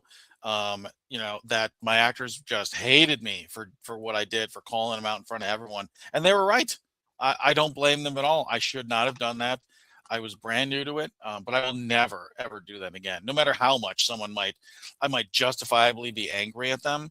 That will just not happen again. So again, you know, if you want to know what life as a manager is like, here you go. Yeah. I had to. So when I started off as management, I was doing background checks because I found out from a few other, at first they sounded like rumors, but then I did my research and found out they were true. We had a couple on the registry that were working for us. No, we have young kids working there. Nope. We have minors not only working there, but also coming through there as customers. So that was a huge no. You're on the registry. You cannot work there. One of them was a good buddy of mine at the time. I had no clue. And I called him on the phone. I'm the person I prefer to do everything in person, but in this situation, that was just not going to be a thing. Sure. So I called him on the phone and just said, hey, you cannot work for the company anymore. And here's why. And of course, immediately they're like, you're discriminating us, blah, blah. And then, of course, some of them wanted to throw the race thing in or the sexist thing in. There was always something, they got to throw some kind of weapon at me. And I said, no, I have minors working here and I cannot let you work here. If one of these police officers recognizes you, our haunt can be shut down very quickly in the state of Missouri. So no, I can't, because I have 3 officers working every single night. So if they were to recognize you for whatever reason, that falls on us now. I said, I don't want to do it because I've known you for years. This was just to the one guy. And I said, listen, man, I've known you for years. I don't care. It's in the past. You've always been a good friend to me. I never knew this until now, but as the manager, I have to, because it's company policy. Yeah, it's interesting you talk about like background checks and that sort of thing. One of the things I'm doing this Tuesday, if you go to Hunter's Toolbox, I'm collaborating with Justin from Scython on, I'm calling it Inhuman Resources, Avoiding Legal Horror in Your Haunt Hiring. Because right now we are in prime hiring season. Everyone has their casting notices, their Scython or Haunt Shift or Jot form or Google Doc or whatever form you're using to collect your actors' information. And my regular job is in HR. And the questions we as an industry are asking, oh boy. You know, so you mentioned background check. If you have a ban the box law in your state, you better not be asking that on the job application. You can't ask their date of birth, how old they are. Certainly not things like their gender or their race, but I have downloaded hundreds of haunt job applications. List all your medications. What procedures are you not willing to endure if taken to the hospital? Email us your social security number. The things that, and I know, oh, by the way, you also cannot ask if they are allergic to latex, fog, food, or anything on the job application. No, that's an in-person. That's It's a usually medical question. It's a medical question. You can't ask. It's the HIPAA law. You can't ask that. So it's only you in can person. You can ask it after they're hired, and you can ask it in a very specific way, but not on the job application. Look, I know we're all asking it because we're trying to take care of people, but HR is different. We are haunters. We are not HR. Yeah. Can you imagine if haunted houses had an HR? Yeah, very few actually have something like that. But can you imagine if we were OSHA approved? I know. The good news is I'm doing this webinar to tell you, stop asking all these things. And if you happen to use Scython, they have a built-in tool that will check all of your questions and tell you this one's okay, this one's high risk. Don't ask it on the application. Ask it after you've hired them, for example. So if you have any interest, if you hire haunt actors or anyone at your haunt, come to the webinar 8:30 Eastern Tuesday from Hunter's Toolbox, and we'll talk all about it, because this is something that could easily bite a lot of haunts in the ass, asking these sort of questions. Yes, I'm glad that you brought that up too, because people got to realize, HIPAA laws and the registry, things like that. People don't realize that because nobody does their research in it. For me in law enforcement, I know all about the HIPAA, and yeah, you can't ask those in writing on an application. Same thing with just, you got to ask it in person. Usually what I would do is on orientation night for my new actors, I would just say, do you have anything that I might need to know of? And if so, that's just for any emergency. And usually they'll get the hint of what I mean. And then they'll be like, yeah, I have asthma, or yeah, I do take medications, but I take them in the morning. Okay, so you don't need to worry about that. Yeah, I am type 2 diabetic, so I do got to make sure I have snacks, and then I'm this and that. And it's like, okay, or I do have an allergy to this, this, and that. Because on orientation is when you're going to get exposed to makeup and latex masks. So if you do have a latex allergy, or you're just severely you're just very skin sensitivity and stuff like that. It is something that you've already hired them. Now you can ask. It's exactly the when. Though that's what it's so complicated. These sort of questions like allergic to latex, you can't ask it on the job application. I can ask it the right way after they're hired. Yep. So that's what trips what it does a lot of haunts up right now is we think we can just ask them everything on the job application. No, And not until they're no. already hired or they're going through the process so far enough. Like I said, orientation. Because there were some people that dropped orientation night that never wound up seeing the actual opening night, but they were still employees. It's like you didn't get paid because you didn't actually, you literally left within the first 5 minutes of orientation night. But yeah, that was something that I definitely pushed too, because in the past they never did ask at all. And then they'd be like, oh, I didn't know they had it. I didn't know they had asthma. I didn't know they were diabetic. And then they were denied the medical saving treatment or procedure to get them what they needed. Yeah, that's the worst case scenario. Sure. You Are don't you have the right epileptic? paperwork. That was a big thing. Now, one of my actors discovered that he was epileptic. He had no idea till one night he was working his butt off. He was doing great. And all of a sudden he just had a seizure right there. And nobody knew. He didn't even know. Obviously we had a paramedic on staff. So we called the paramedics. She took care of him. We got him to the hospital. The next day he calls me and tells me I'm epileptic. I'm like, did you know this whole time? Nope. Yeah. I do now though. Exactly. And he was an actor with us for about 2 years or so. We didn't know what happened. So he wasn't suddenly around strobes and had never been around them or something? I think it was just he over pushed himself. I don't think he had a strobe in his section, but it was on the other side of where he was. So I don't know if that was the initial cause, because sometimes it's not the strobes. It can be just overworking yourself. My best friend, I've known him for years. I knew he had asthma, but I'd never seen him have an asthma attack. He came and worked at the Haunt one season, had an asthma attack. And I'm like, I've known you for 5 years at that time. Now I've known him for almost 20 years. But I'm like, oh my God, luckily I know where you kept your inhaler. So I had a similar situation like you did. That's why I carry him now. Yep. And then we had actors that didn't know that they were allergic to certain things, or they knew their allergy, but didn't realize it's one of the ingredients in something. So it's just like, if you do have an allergy, do you carry an EpiPen? If so, make sure you always have it on you. I'm not always going to carry those things because sometimes it's their personal, I'm not going to carry your EpiPen for you unless you truly entrust me to carry it. But I'd rather you have it on you and your section lead or the actor in the scene with you or next to you knows about where it's at in case of an emergency. Because sometimes you're in anaphylactic shock. You can't administrate it yourself. Correct. Yeah. I was very big on having the fire marshal come and have all my staff CPR certified.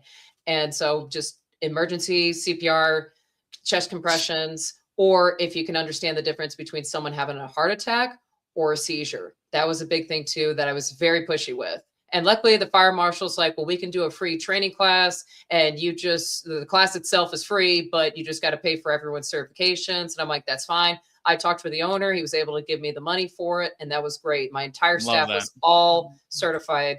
That was a whole 3 days of making everybody come out for it. I said, you cannot start your job till you come out here and get certified. I was very pushy on that. They hated me for that too. But I'm like, guess what? It's going to save us. Our insurance company was so happy with us that season. I have no doubt. And that is fantastic. Well, I don't know how much time we have left. I know I could talk all night, but I just want to be respectful of your audience and the session here. Yes. No, Dave, thank you so much for talking with me. And me and you need to do some collaboration absolutely in the future and talk some more because this is great stuff. I could talk about this all night because finally there's more and more people recognizing that and being public and throwing their voices out for that because this is great. This is more of what I know it's boring for most people, but I'm like, it's what we need in this industry though. This industry just keeps growing and growing and it's getting bigger and better every year, but also comes the dangers and the responsibilities of that. And I'm happy someone's coming out and providing training and knowledge and wanting to collab with other companies to do the same thing. So thank you. Oh, you're very welcome. And thank you for having me. This has been so much fun. I'm glad we ran into each other for the first time at East Coast. I did not get to see you at Midwest because my daughter was running around with me. But no, this will not be the last time that we talk. Hey, I mean, convention season is still going on. I got Texas Haunters in a couple weeks. That will be my last like convention-wise event till actual season starts. But then Transworld's gonna be back in February, so I mean that's gonna be here before we know it. Yeah, the next one I'm planning on going to is HauntCon. So I'm going to go to the one next year in Orlando. I think it's in end of March, something like that. I'm going to be speaking 2 different sessions there as well. So looking forward to that one. That will be fun in the Sunshine State. Yeah. So Dave, what are your like plans for the summer before the actual season kicks off? It's so funny that Dani mentioned going to the beach when you're talking with her, because that's something we live very close here in South Jersey to the beach. So that my family and I are definitely planning on going more beach trips. We love the beach. My daughter's a fish, so totally definitely plan on doing that because, you know, as we know, once it gets to, you know, August, September, October, you know, that's going to be, you know, full on commitment, you know, dedicated to running the haunt sort of thing. So yeah, really the beach. We have a in-ground pool at my house. We just got that working. So thankfully, if we can't make it to the beach, we've got a pool we can swim in. And then for me, I also, like I said, I do fearschool.com. So I've got at least one haunt that has already hired me that I'm going to go train their actors and managers towards the end of August. But again, if you are a haunt who is looking for someone to come out to you, spend half a day training your managers, and then spend an entire day training your actors, that's what I'm here to do and help you guys. My whole agenda is on my website, so you can see exactly all the stuff I go over. Yep, there guys. it is. Check out fearschool.com. I will leave the links and everything in below and keep you guys updated on what's going on with Fear School for the time being. And Dave, thank you so much for joining me on Summer Fear. Wonderful. Right, guys? Thank you so much, Sammy. Absolutely. Guys, tune in on July 12th. It will be the Sunday before Texas Haunters. Guests will be announced here shortly. And remember, guys, stay scary. See you. Bye.